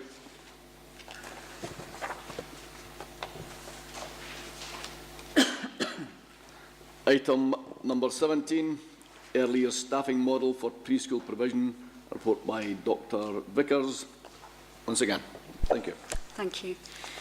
The purpose of this report is to advise the Council of the proposed model for the most cost-effective delivery of early learning and childcare for 3- and 4-year-olds, which was approved by the Education Transformation Board on the 12th of January this year, and to seek approval to progress to consultation with key stakeholders in accordance with the relevant provisions of the Council's policy for organisational change. Section 2 outlines the background to this work, including an overview of the implementation of the expansion of the hours of early learning and childcare for all 3- and 4-year-olds to 600 hours per year from August 2014, and has provided an opportunity for us actually to review current practice and develop a vision for excellence within early learning and childcare within Midlothian itself. Section 3 outlines the proposed structure and rationale, which we are recommending for noting today. Across the page, including the table, we also stress that the proposed model maintains the ratio of 1 adult to 10 children and replaces the in-ratio teachers with additional childcare development workers, and allocates responsibility for operational management to the role of senior childcare development worker. Section 4 details the staffing costs and the resource implications of implementation in order to create an excellent early learning and childcare model, and the report concludes with 2 recommendations. Firstly, to note the proposed staffing model for delivery of early learning and childcare for 3- and 4-year-olds, and point 2 should read to approve that officers will progress to consultation with key stakeholders. Thank you.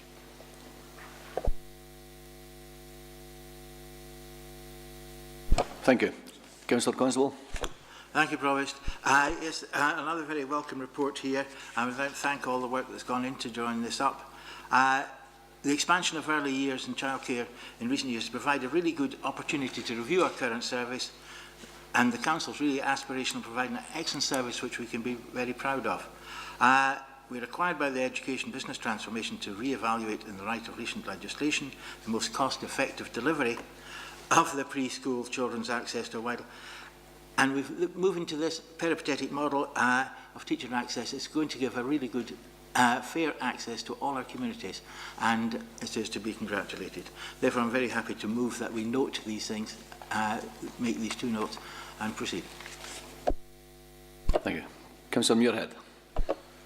Yep, I welcome the report, and I understand the rationale behind creating the peripatetic team to work in the cluster sort of areas.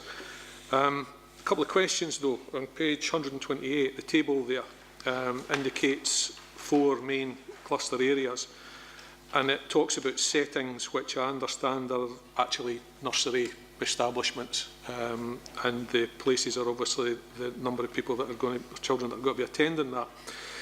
Can I ask, do the number of settings take into account at all known movement, you know, additional provision that's going to be taking place with new schools and things like that, that we know are going to be coming on board, or that we're going to expect to be coming on board? Does it take that into account?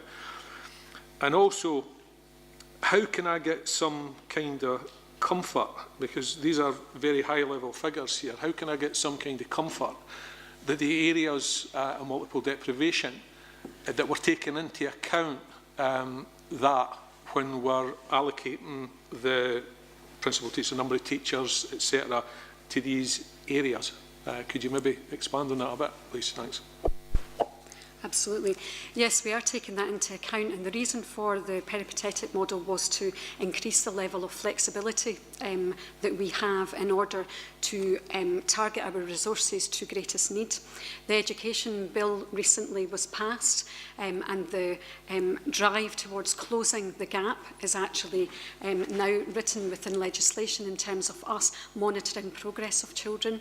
We will be doing that very regularly. In fact, I'm asking for monthly reports so that we can see progress. As part of the Attainment Challenge, we're also putting forward bids so that we can close the vocabulary gap by the end of P1. We're increasing the level of moderation so that we know how children are progressing all the way through the early years, because we need to be assured that we're making the maximum difference very, very early on. So the peripatetic model will actually allow me to reallocate resources where we are seeing that children are not progressing at the pace that they should be progressing at. So the flexibility and what's in the proposed structure here can change on that basis, because we're allowed to do that because of the Closing the Gap agenda. The National Improvement Framework also outlines 4 key priorities, which has now been shared with all education authorities, and one of those key priorities is to improve literacy and improve numeracy. We're going to be increasing the tracking of that.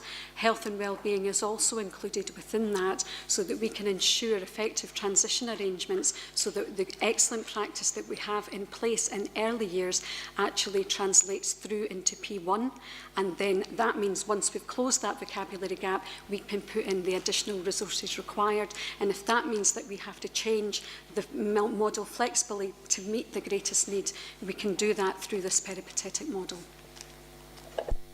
Councillor Muirhead. So can you just confirm that the settings number do take into account upcoming nurses that we know that are going to be there?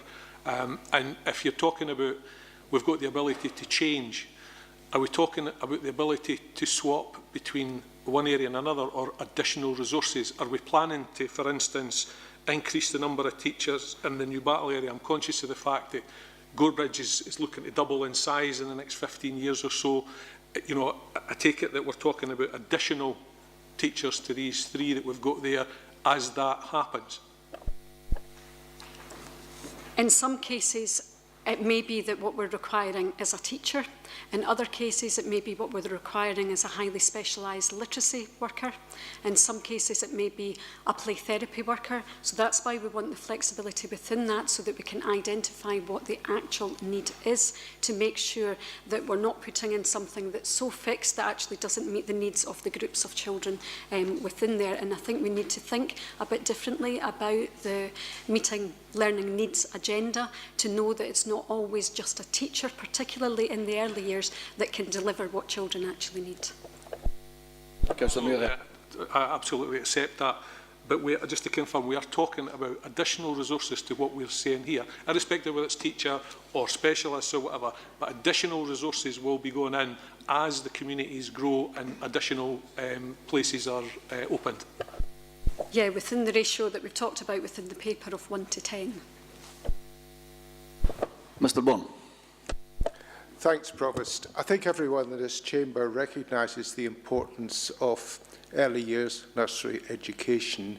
It's where the foundations are laid for successful achievement right the way through, not just in secondary school, beyond into apprenticeships and to university and higher education. I really welcome this report. I think it's really thinking out the box thinking here. There are a number of key players in any nursery. There's the promoted member of staff, whether that's a head teacher or a principal teacher, who has a key role to play and also has a responsibility role to play in monitoring, and that seems to be being addressed in this paper. The teacher, of course, has an absolutely key role, and we have many teachers who have specialised in the areas of nursery and early years. But I think what this document really recognises is the role that the childcare development workers play, who do in effective nurseries, I know we have very good nurseries in Midlothian, do play a very good role working with teachers and promoted staff. So I really welcome this very imaginative report, and I look forward to getting feedback perhaps a year or so down the line on how it's operating, because I am conscious that there are going to be more and more demands on nursery and early years education. Thank you, Provost. Okay. Council happy to accept the recommendations. Thank you.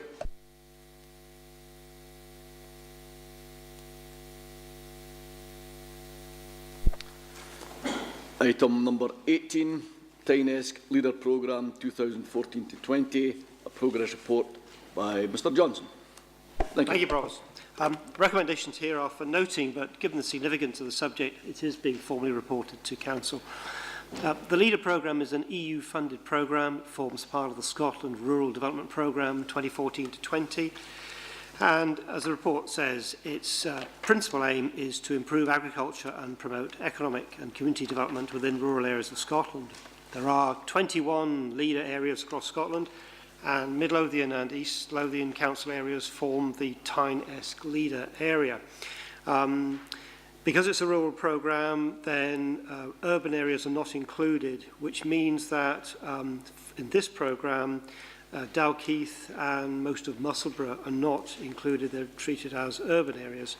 But it should be noted this is an improvement actually on the previous leader programme boundaries, because now Pennycook and all of Bonnyrigg and Lasswade are now included in the leader programme area, which is good news. Members will probably know that the leader's been operating in the Tyne-esque area since 2002, and the basic tenets and approach has not changed. Following a successful bid to Scottish Government last year, the Tyne-esque Leader Programme has been awarded some £3.4 million for disbursement over the period to 2019.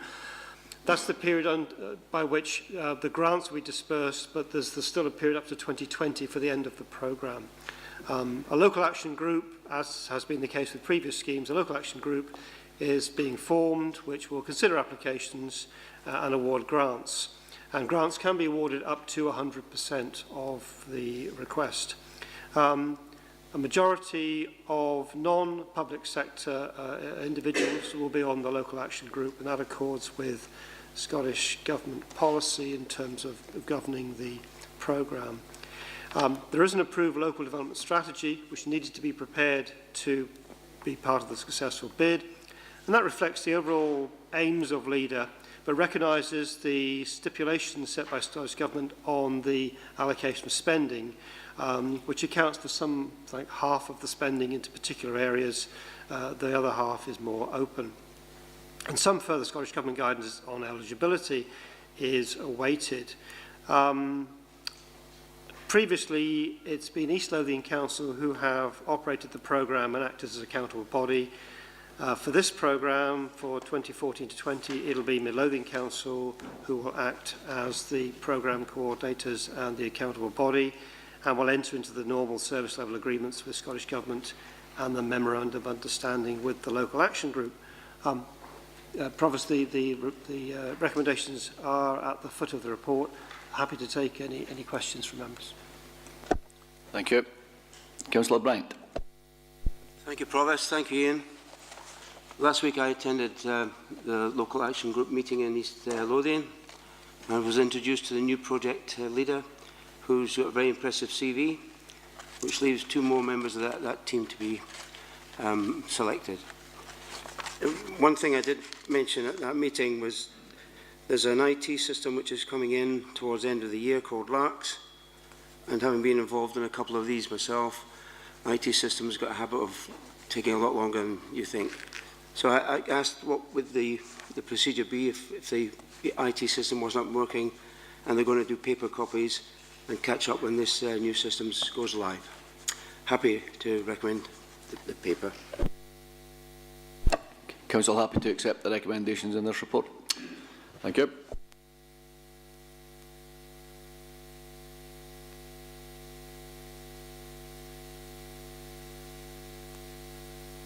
Item number 19, Refugee Donation Centres, report by Mr Blair, Director of Resources. Thanks, Provost. This report updates Council on the arrangements established to allow for the local collection of items and donations for onward transit to refugees located within European refugee camps. Council will recollect the background which is set out in section 2 of the report, and at this juncture, Provost, with your permission, I would like to invite the Reverend Ruth Halley to address the Council, as Ruth has been working with me and colleagues on this project. Thank you. Reverend Halley. Thank you, Provost and members of the Council, for the opportunity to comment on behalf of the Church of Scotland on this important collaboration which we are calling Mid-Aid. In our common humanity with those who found themselves displaced, I'm sure we're all painfully aware of the urgency of this effort to alleviate the suffering of refugees in Europe and those who may arrive with us in Midlothian soon.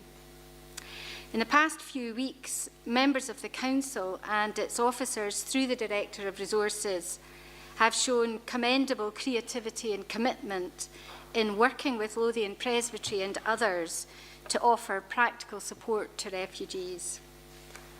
Since the first Council uplift of goods from Pennycook Northkirk at the end of January, the people of Midlothian have been enabled to contribute via the charity Edinburgh Direct Aid in assisting migrants in Europe.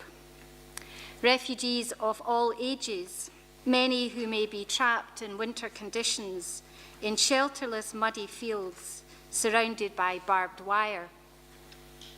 Across Midlothian, Mid-Aid banners and posters are being raised on the front of churches and other buildings. In Pennycook, Gorebridge, Lonehead, Mayfield, Newton Grange, Bonnyrigg and here in Dalkeith, word is already spreading. The compassion and generosity of the ordinary people of Midlothian will come as no surprise. Donations and offers of assistance are arriving daily from individuals, community groups, schools and the business community. Through community planning networks, Mid-Aid is inviting all faith communities in Midlothian to join with us in this. With trucks leaving in a few days for camps in Europe, the collection effort is urgent. May I commend you all for your forward-thinking approach of working in a real and a practical way with the churches and others to make this happen. May God bless you all. Thank you, Provost. Thank you. Councillor Bright. Thanks, Provost. Thank you, Reverend Halley. And thanks to the churches for engaging with the Council in mid-aid. And I'm very happy to ask the Council to accept the recommendations, and in particular item 13C for John to report back on that particular item. Thank you. Council happy to accept the recommendations in this report. Thank you. I'm now aware we've been sitting for 2 hours. Would colleagues like to take a 10-minute break? Margot? I see you over your hands there. Okay, can we come back at 4:10, please? Thank you. Thank you. Okay, we move to item number 20, Borders Rail, or as we know it, Waverley Line, hop-on, hop-off bus. A report by Mr Blair, Director Resources. Thanks, Provost. This report provides details of a proposed hop-on, hop-off bus to complement either the Borders Rail or the Waverley Line. The proposal is to introduce a service which visits the principal visitor attractions across Midlothian, and a copy of a draft timetable is listed in the appendix of today's papers. At this stage, the financial projections as set out on page 150 are heavily caveated, and these are detailed in the notes at the top of page 151. Accordingly, today Council is invited to consider the recommendations as set out in section 5 of the report, and if the Council have any clarifications, either myself or my colleague Ricky Moffat will endeavour to answer them. Thanks, Provost. Thank you. Councillor Rosie. Right, thanks, Provost. Thanks, John. And I'd like to thank Ricky and his team for obviously, put a lot of work into getting this off the ground and getting us to where we are.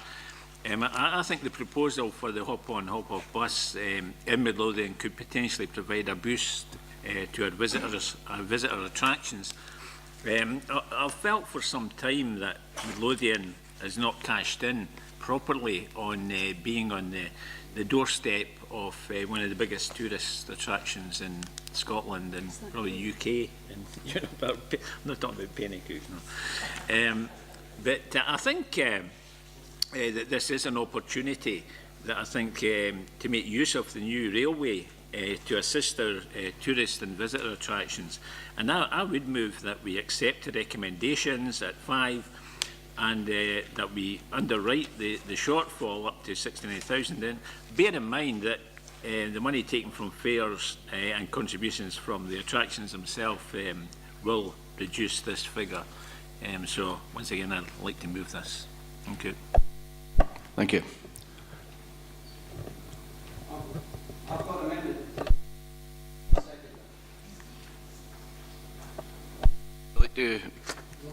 Well, I was going to move an amendment, but I was waiting for the seconder of the motion first.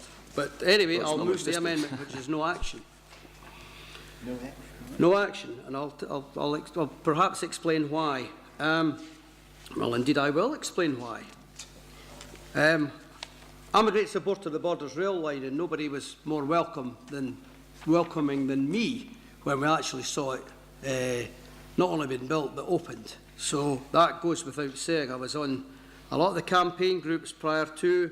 I was a council representative during the days, along with the other two councils, in encouraging the Scottish Government to make a commitment to the reopening of the Borders Rail line. So I've got no problem about that whatsoever. I've got absolutely no problem about marketing the Borders Rail line, and I've got absolutely no problem about marketing our tourist attractions in Midlothian. That's a given. And in fact, we have booklets available for our attractions, our tourist attractions in Midlothian, of which I think Midlothian Council, if I recall, put money into production of that booklet as well. Provost, the reason why I'm moving no action on this is that we actually have a first-class bus service called Lothian Buses that operates within the Midlothian area and covers most of, if not all, apart from getting up to the top of the hill at Hill End, the 44 actually stops at the bottom, of Hill End, ski slope or snow sports centre as it's now called. And you can get a bus from the station, not only just the one station that we're talking about, but a number of stations within the route. Now, if we're encouraging tourism, which I totally and utterly support, perhaps the first point would be to actually have the kind of signage that's required when you arrive at a station to explain to people by way of a notice board with leaflets available, etc., of where you can go as a tourist. Now, every one of us who goes on holiday tends to actually, dare I say, leave the car and go by public transport. Now, I welcome that, and I welcome that we've got a first-class service that links into our places of visitor attraction throughout Midlothian, and I would encourage that to happen. What I don't see is, in times when we have had to cut back on supported services, which we are not doing into a number of communities that don't have a direct bus service, then for this council to go to the tune of £69,100 on a basis of a part year, I just don't think is value for money. Can I also say that the flat fare of £5 for the hop on and hop off could actually be replicated by getting a day card from Lothian buses, which costs £4 in comparison to the £5 that is in the paper today. The £3 child fare happens to be £2 during the same journey that you can hop on and hop off of Lothian buses. If you're a family of 5, 2 adults and 3 children, you can get for the price sum of £8.50 a card that will enable you to hop on and hop off. Now, I've got no problem with the hopping on and the hopping off. Well, I might have if I was fit and able, but I have no problem about the principle of the hop on and hop off. But what I just actually asked the question is this value for money? Now, I'm sure, and the officials know this, I could use that £69,000 to get some buses to go through some areas within my multi-member ward that would love a supported service. In fact, actually, we'd love a bus service. But that's another story for another day. Now, we've accepted collectively as a council that we don't have the financial ability to support everything. I support wholeheartedly promoting tourism. I support wholeheartedly supporting Midlothian, but I just think that we can do it because it's there anyway. We don't need to have another bus service that's going to cost us £69,000.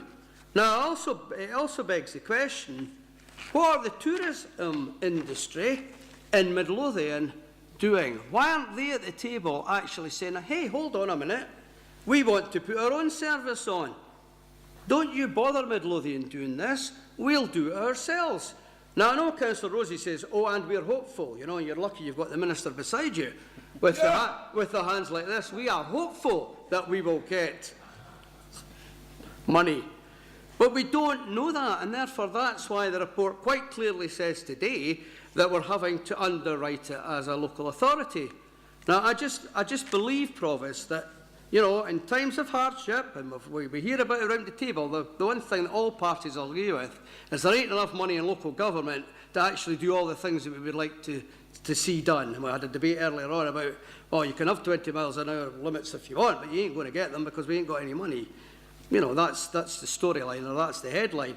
The point of principle here, Lord Provost, is that we have got a first-class service that can link up in all these areas of tourism that we talk about. In fact, it actually does better than that. Now, what better if you go as a tourist to another part of the UK or even abroad and you find out yourself how you get around? What an adventure that is, Provost. And I just think that, yes, we should encourage people using the train and the bus, but we should have the signage there where people can actually get the information that's needed available to them. And I'm sure Abelio would be quite happy or Network Rail would be quite happy to have anything erected so that people getting off that train, wherever that happens to be, and it's not just it's just not just at the Mining Museum, it's actually, they may get off at other places as well, because I noticed actually you could actually get off at Tesco's and get a bus direct to Roslyn Chapel, for example. And I use that one as an example. So you could get off at S-Bank station, take you there. You could actually go back down the road to Dobies if you wanted from S-Bank station. So clearly there's two. Hill End you can get to. Up to Gore Bridge you can get to with a bus. All there already. And that's why, Provost, I'm moving no action on this report. Not because I don't support tourism, not because I'm not supporting what we can do in Midlothian. I just think there are other mechanisms of doing it and getting the same result and saving us £69,000. Thank you very much indeed for listening to me. Councillor Pottinger. Yeah, and seconding what Councillor Irma has done, and not to repeat anything he's already said, but definitely a big plus for the community is the rail line, you know, and the increases in tourism that will manifest itself, hopefully a lot more from that. I mean, on Saturday I was just waiting on the football special coming in from Anniston, but it transpired they took a car instead, you know, because it's more affordable for them. On Sunday I took the football special to Haymarket. Just in case anybody Anniston Rangers, Newton Grange, okay? Gorbridge, historically they would have had a lot of fans. On the train journey into Edinburgh on Sunday, you know, you can get the ticket straight through to Haymarket at the same price as it would have been for Waverley. Big user of the train, and a big supporter of the train. But there's things in this report that's a bit of finger in the air, finger in the wind for it. The signposting, yeah, we need a lot more in signposting. Actually, if you look at the sign at Newton Grange Station, it's actually got the station in Dean Park. You know, some 300 metres away, the other side of the A7, you know, you are here, you know, which is wrong and it has to be corrected. Signposting has to be correct and it has to be accurate. And the first thing somebody steps off a train, if they don't already know on the train what's the best way to get to, you know, then it's there at the station for them, you know, whatever their alternatives is. I think a lot of people will come to the tourist attractions in Midlothian and they will come as a single site visit. If not, then they may have planned it on the number 3 bus or the 33 bus route to do two or maybe more of them. But time-wise on this timetable, it's not going to be an attractive alternative to the bus. You know, the times you wait for the service is going to be detrimental to people actually using this. If people are just coming to Newton Grange or to Midlothian to visit one particular thing, like, say, Dobies, then they will choose the best option to it. If they're coming to do 2 or 3 things, and if they're interested in cycling, there'll be cycle hire at the stations, so they can get on to other, if Newton Grange and Gorebridge is contemplating this as well. So there's other they're going to look for what's the best option for themselves. And if it means paying a £1.50 bus fare to get to it, then it's going to be more attractive than buying a £5 ticket. You say the competition of the all-day ticket for the Lothians buses, you know, which is Midlothian and Edinburgh, you know, for the day ticket, I think it's not going to compete with that at all. So the thing is that us underwriting, you know, the usage of it, I think is too dangerous as a budgetary concern. We'd rather target the spending at the appropriate places, and let's bring on other tourist initiatives that adds up better than this financial risk one. Councillor Dwink. Well, we have had the wonderful oratory of Councillor Imrie, and then we have had the contribution from Councillor Pottinger. I would like to state that I think this initiative of the Council is a first-class initiative, because we need to be proactive. We need to try and get people as much to those locations where you can't obviously go by bus. Rice is one of them, Vogrie is another one, Arniston House. There are so many other places, Roslyn Chapel, not all that easy to go by a bus from one of the stations. I think this is a good initiative, and we can see how it works out. If it's working, paying its way, we can continue it.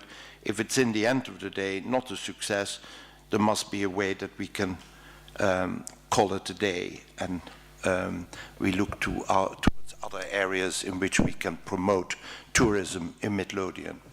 I would like to second the motion of Derek. Councillor Bennett.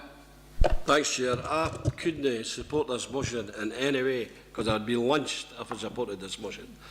I've got people in, like everybody else, rural areas, but I've got a railway station in my ward at Shaw Fair, and it's not got a bus. Initially, they were going to put a notice up and back here for the new Royal Infirmary, but then they take a tumble and says, well, we can't put the notice up because there's no buses. And I've been asked to sanction 69,000 for a hop-on, hop-off bus that should be self-sufficient if that was what was required. But like Russell, Lothian Buses is probably the best bus service in Britain. And I can't see anybody going on this paid a fiver to go on a hop-on, hop-off bus and subsidising a bus company, I believe they're for somewhere in East Lothian. And therefore, I would oppose this. Right. Councillor Baxter. Thank you, Provost. In principle, I fully support this. I think it's a tremendous initiative, and it's the kind of thing that we need. But I have serious issues with the actual route and timing proposed. Councillor Imrie said that you can get to lots of these different places by bus, and yes, you can, but apart from using the number 40 bus, you really have to go into town. You have to go to Cameron Toll often, and then pick up a bus out. So in that respect, it's quite good having this direct link. But if you're only going to one place, say you're going to Rise, then it's quite easy to get to from the Newton Grange station. But then you've got to sit on the bus for a very long time when you're going back to get to the station again. What I think would be a better way of doing this is that a bus calls at most of the stations. It maybe starts at Shaw Fair and goes all the way up to Gore Bridge, but it zigzags out and goes to places like Vogrie on the way, so that if you're going to Vogrie, for instance, you could get off at Newton Grange, pick up this bus, take you to Vogrie, and then it would take you back to Gore Bridge station. So you're not travelling far on the return journey or on the journey to get to the place. I really do feel there are serious issues that if you want to go to Roslyn Chapel, for instance, you would really get the number 15 bus or whatever from Edinburgh. You wouldn't get the train and then get a shuttle bus. If you're going to Hill End, you would get the number 4 bus because the terminal stops right outside. So if you're going from Edinburgh, you would really get a more direct route than this, certainly. If you're going from the borders, then I can see an argument. But even then, because of the way this route is structured, I have serious concerns that it would be very much underused. And I think with the right route, with the right timetable, this would work, but I just cannot give it my support as it stands. Councillor Milligan. I'm again not going to support this, and I would ask the administration to ask them to take it away and look at it again. I think Councillor Baxter makes a reasonable point in the fact that he's saying there that it will not work. One of the points maybe worth noting is that I can't see Vogrie on this, which is somewhere you can't get a bus to at all, and the local residents for Midlothian can't get a bus to. So I would have hoped if we were going to do a round robin, you would at least put Vogrie in to allow the folk from Midlothian to hop on to go to Vogrie. But you can. I mean, for example, if you're wanting to go to the Roslyn Chapel, you jump off at S Bank and you get a 40. You're going to get there in half the time at a lot less the cost. You know, three of the sites are in the middle of Dalkeith. There's, how many buses can you get to Dalkeith? You'd be better spending money on marketing timetables and stuff to be available in the trains, at the train stations, because, to be quite frank, if you're going to go to Hill End, you're going to get off the train in Edinburgh or come direct from Edinburgh out to Hill End, no travel out to the Mining Museum and sit on a bus for 45 minutes and then for an hour to get back. Look at the timetable starting. There's a bus at 9:30, then an hour and a half later, and then 2.5 hours later. So if you miss one of the buses, you're stuck. If any of this one single bus gets jammed in a traffic jam anywhere, the game's a bogey. Absolutely game's a bogey, and folk are left stranded. We'd be better spending the money on making sure that you've got proper stuff available on the trains, at the train stations, to tell people what buses to get on, what the timetables are for them, and indeed even spend money putting bus trackers in so that you can actually see when buses are due and where to get off. This is generally, while it's a welcome idea to try to get people into these, I don't have any problem with discussing the idea. I just think it's fundamentally flawed, guys. Councillor Rosie.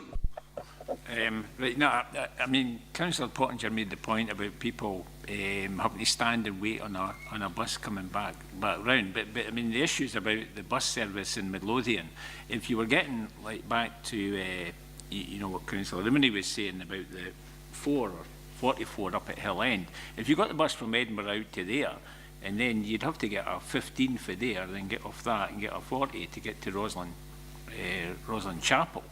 You know, the other way around is I've seen buses, it's now the 37 that goes down through Roslyn, and previously it was the 15, which I've used these services quite a bit.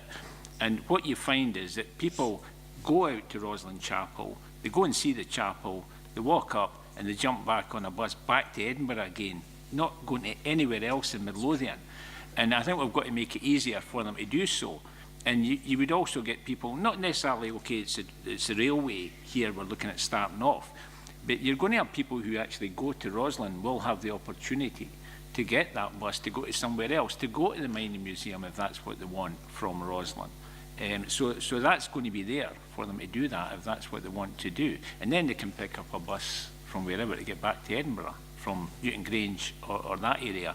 And I just think it's something we've got to try to do here, and I can accept the point that we might have to adjust the routes and the times as we go along. But it's been quoted about the 69,000 here, but as I said, we've got the fares that will come to the council, and as will any contributions from the attractions. If it's a success, then the attractions will hopefully then buy into it, and then it would be cost effective. But I think we have got to try as a council, we've got to lead, and we've got to try and attract visitors into Midlothian, which we haven't done really in the past. We were just fortunate that Roslyn Chapel, thanks to Dan Brown in his book, in that people actually want to come here. And to say that about getting the bus routes, I mean, it would take somebody ages having to chop and change buses to get around some of the attractions that we do have here. And that would take a long time. It would take a long time to get from one to the other. And I keep hearing people in Pennycook, it doesn't bother me, but if I get the bus from a 40 from Pennycook across, it can take me just about an hour to get to Dalkeith on the 40 for Pennycook. So I can't see visitors being prepared to put up with the time that it would take. And I still want to move that we accept this proposal. Councillor Young. Take on board the points that Councillor Rosie was making, but is the danger not, you know, with the example timetable we've been given, that if we bash on, we don't even draw the right conclusions from it? Because, you know, the timetable that we've been given suggests that the service is trying to be kind of all things to all people, and then, you know, it kind of falling in the middle. There's not a lot of sensible people would try and get to Roslyn by going to Newton Grange and then sitting on a bus for an hour to get to Roslyn Chapel. And I agree with the point about, you know, you want to kind of maximise people's time in Midlothian. So if they come to the chapel, you want to make it easier for them to go somewhere else. But the fear that I have is that because this, on the face of it, doesn't look like it could really do that, because it's got so many, you know, 16 stops, and there's so many stops in this that it can't possibly work. Nobody would do it. So if we bash on and give it a go, and then invariably it will not work, we then draw the conclusion of, well, that wasn't, you know, we'll not bother with that. You know, it's a good idea in principle, but I don't see that it's sensible to proceed with what's in front of us. I just hope that might be taken on board. Councillor Bryant. Yeah, I support Councillor Rosie and DeVink because it highlights and showcases Midlothian. You know, if you are going to see Roslyn Chapel and you're sitting on the bus for an hour, you're going to see all the other sites in Midlothian. Tourists are not like us, you know. Tourists come here to have relax and enjoy themselves. They might jump off and go and get a meal somewhere. We have to try this out. Councillor Baxter. Thank you, Provost. I just worry that this is set up to fail because it is an excellent idea. And I think that if it had been structured well, the timetable and the route, it would work. But my worry is that it will fail and then it'll be pointed to when anybody makes a suggestion subsequently that we should introduce this kind of service. People will say, we tried it, nobody used it. And that would be unfortunate because it can work. I just feel that some of the attractions here are they're not matched up very well. Somebody may go to Rosslyn Chapel and the Mining Museum because they're interested in history, but they're not going to go to the Sports Centre and then to Rosslyn Chapel just because it happens to be on a bus route that takes them all around the world of Midlothian. I just feel that if I could ask the administration to take this back and look again at the route and the timetable, I think we could get something to work. I just wonder what kind of consultation was done, what sort of, asking people what, kind of attractions they wanted to see, what stations they would go to be able to access them, what preparation has been done. I really do worry that this is going to fail, and it shouldn't because it's an excellent idea. Mr Moffat. Thanks, Provost. Just picking up on a few points that various members have made. Starting off with Councillor Imrie in relation to signage. There's actually a fair bit of work been done on that, and at each station there is very shortly going to be interactive signage, and those will be there for people coming in to the stations. It'll have all manner of information on it. Not only will it be highlighting the various tourist attractions, it will also have public transport information. But for those people that are coming specifically for a day out, it will also have all the attractions and how you can get there. And one of the things that was particularly attractive when we had previous discussions with some of the attractions was this dedicated bus. Following on from that, and rather than make comment, just to give you some feedback, actually this morning I hosted another meeting that included all the various attractions. It also included our own tourist people. It had representatives from Visit Scotland, and there was a kind of good 2-hour discussion around the table about the very issues that you as elected members have been raising about the number of stops and about the length of the route. And from that, we agreed that there would be a reduced route. Now, the primary casualty of that would be Hill End, because, again, touching on a point that was made, the tourist attractions themselves saw that perhaps that had a different audience. And at this time, and I stress at this time, because there was some talk around facilities and an offering for what they described as adrenaline junkies, and that's another piece of work that's going to go forward. So what it did is it reduced the time that you would be on a route. It allows us to then squeeze in another journey, so from 4 to 5, reducing the time that were people on it. And I have to say, just by way of giving feedback, the attractions themselves and Visit Scotland, in terms of what this would offer the wider visitors to Edinburgh in particular, who it was listed, and the number was astounding, that there's some 4.5 million visitors each year that come into the Edinburgh area. Of that, there are 20% apparently that are looking for a day out. The typical day out is 10 till 4. This, they reckoned, would sit in with that. And where it excited, and there was a lot of discussion between the attractions, was how they could offer something that would allow people come on the bus, make the bus more attractive. And what they talked about there was having commentary similar to that you have on the Edinburgh buses. Now, it may not be possible for this one, but that was how they saw this developing going forward. So just leave you with the comments, and it was generally an excitement amongst the attractions that they saw that this could have the potential to increase the number of people that would come to their various attractions. Councillor Montgomery. Thanks, Provost. I'm just back up for London, doing celebrating the birth of my wee granddaughter. And you have the system down there which is Oyster card, and you can use it for buses, trains, and you can even use it for the river taxis. And until you get something like that in Scotland, where it's coordinated for all the different forms of transport that we have, I think we're always going to struggle. Go back to the days of Edinburgh Crystal Visitor Centre.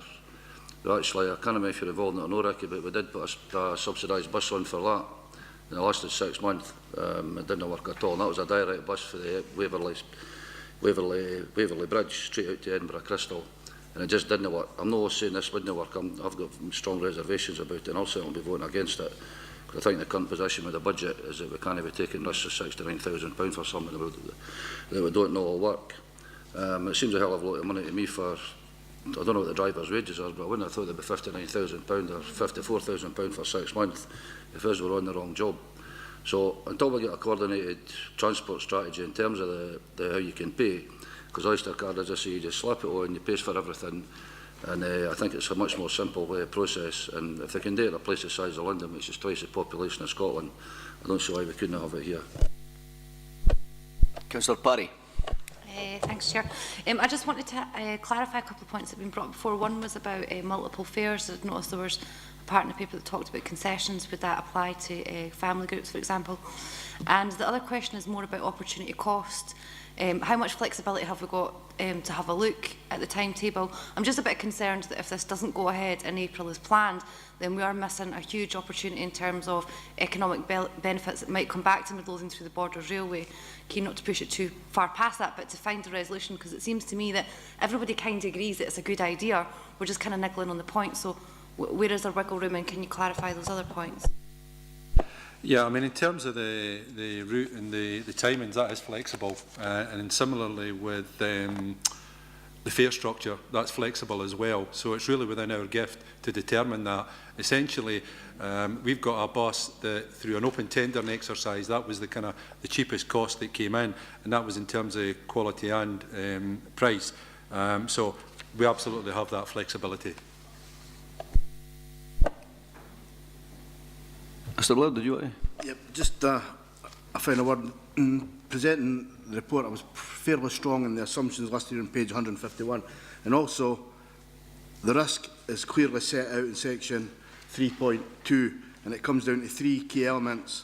Firstly, contributions from the Borders Blueprint, which is a significant proportion, contributions or support from visitor attractions, and the patronage. And in the report, I was fairly explicit, and Ricky's amplified some of the variables. Thanks, Provost. Councillor Parry. I just wanted to suggest, given the reassurances, that I would second Councillor Rosie and move ahead with this item. Okay, we're going to move to the vote. I think that's been a good kick at the ball on that one. Councillor Emery has suggested that we remove this from the report. Those in favour of taking this out, please show.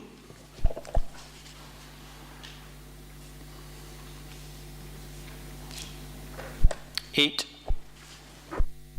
Those in favour of the hop-on, hop-off bus, please show. 10. Thank you. The recommendations are carried.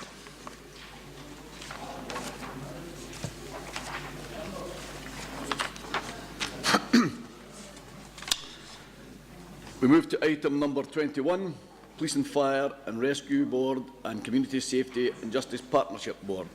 A report by Evelyn. Thank you, Provost. This report seeks nominations and sets out the schedule of meetings for the Midlothian Police and Fire and Rescue Board and the Midlothian Community Safety and Justice Partnership Board, both of which were agreed at the December Council meeting. Paragraph 2.2 highlights the amendments to the scheme of administration, including the remit of the Police and Fire and Rescue Board, as well as the membership, while paragraph 2.3 sets out the membership of the Community Safety and Justice Partnership Board. Paragraph 2.4 sets out the schedule of meetings. Members are asked to consider the recommendations in section 4. Thank you. Councillor Johnson.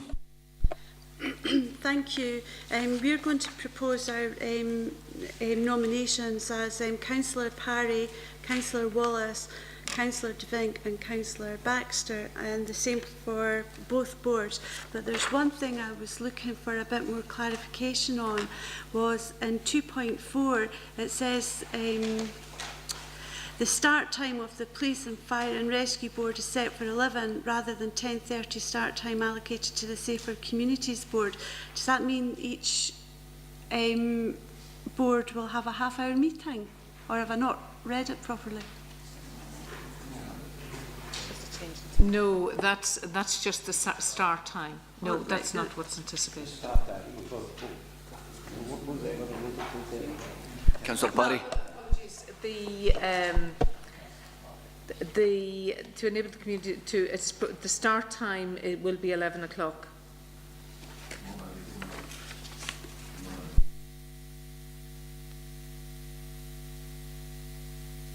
My apologies. 9 o'clock for the Partnership Board and 11 for the committee. Right, thank you. Well, in that case, I propose that we accept these recommendations.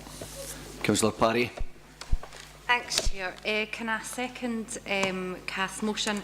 And you're subject of sorry, can I welcome the report and the clarification given in it, and also take the opportunity to, once passed, welcome Councillors Montgomery, Muirhead, Russell and Pottinger on board. Councillor Milligan. We would just like to take the opportunity. Venus, you forgot to nominate yourselves at the last meeting.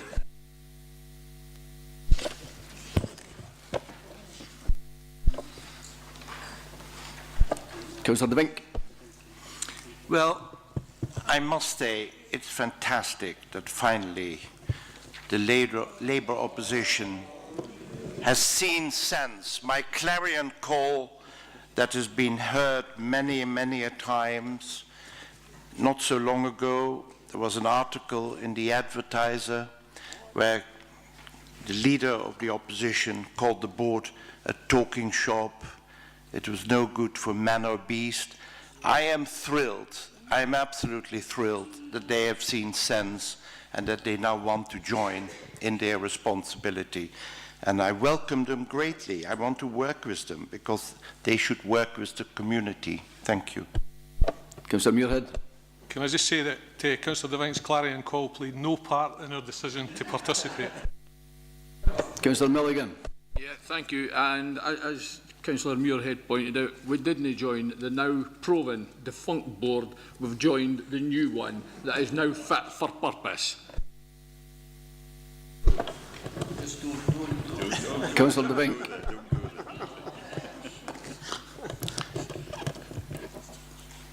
Provost, it would be so helpful to know why there was such a change of heart.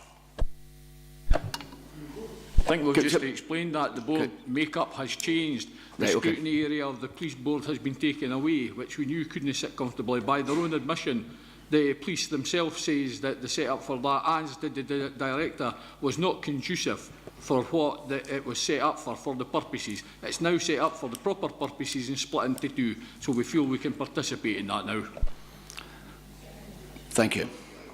Can we have a seconder for Councillor Milligan's proposal for the board? Yours are already on. We proposed yours at the last meeting. Councillor Johnson was seconded by Councillor Constable. Thank you. Can we now move on from that item? Thank you.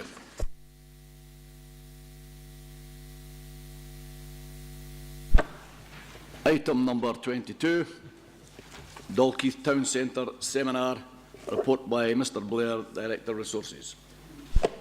Thanks, Provost. There was a report considered by Council February last year, and simply this report invites the Council to instruct me to arrange a seminar in connection with the development of Dalkeith Town Centre prior to the Easter recess. Thank you. Thank you. Councillor Rosie. Thanks, Provost. Thank you, John. Just like to thank all those involved in this, bringing it to this stage, and ask that we instruct the Director of Resources to progress and arrange a seminar of elected members in respect of the development of Dalkeith Town Centre. Councillor Bennett. Yep, Chair. The three elected members for Dalkeith already have had discussions with Gary Sheridan user other community groups within Dalkeith. So I welcome this, and I would just ask John that maybe set up at least 2 hours for to discuss this at the seminar, because it is important taking Dalkeith forward. Okay, I'm happy to take the recommendations of that report. Thank you.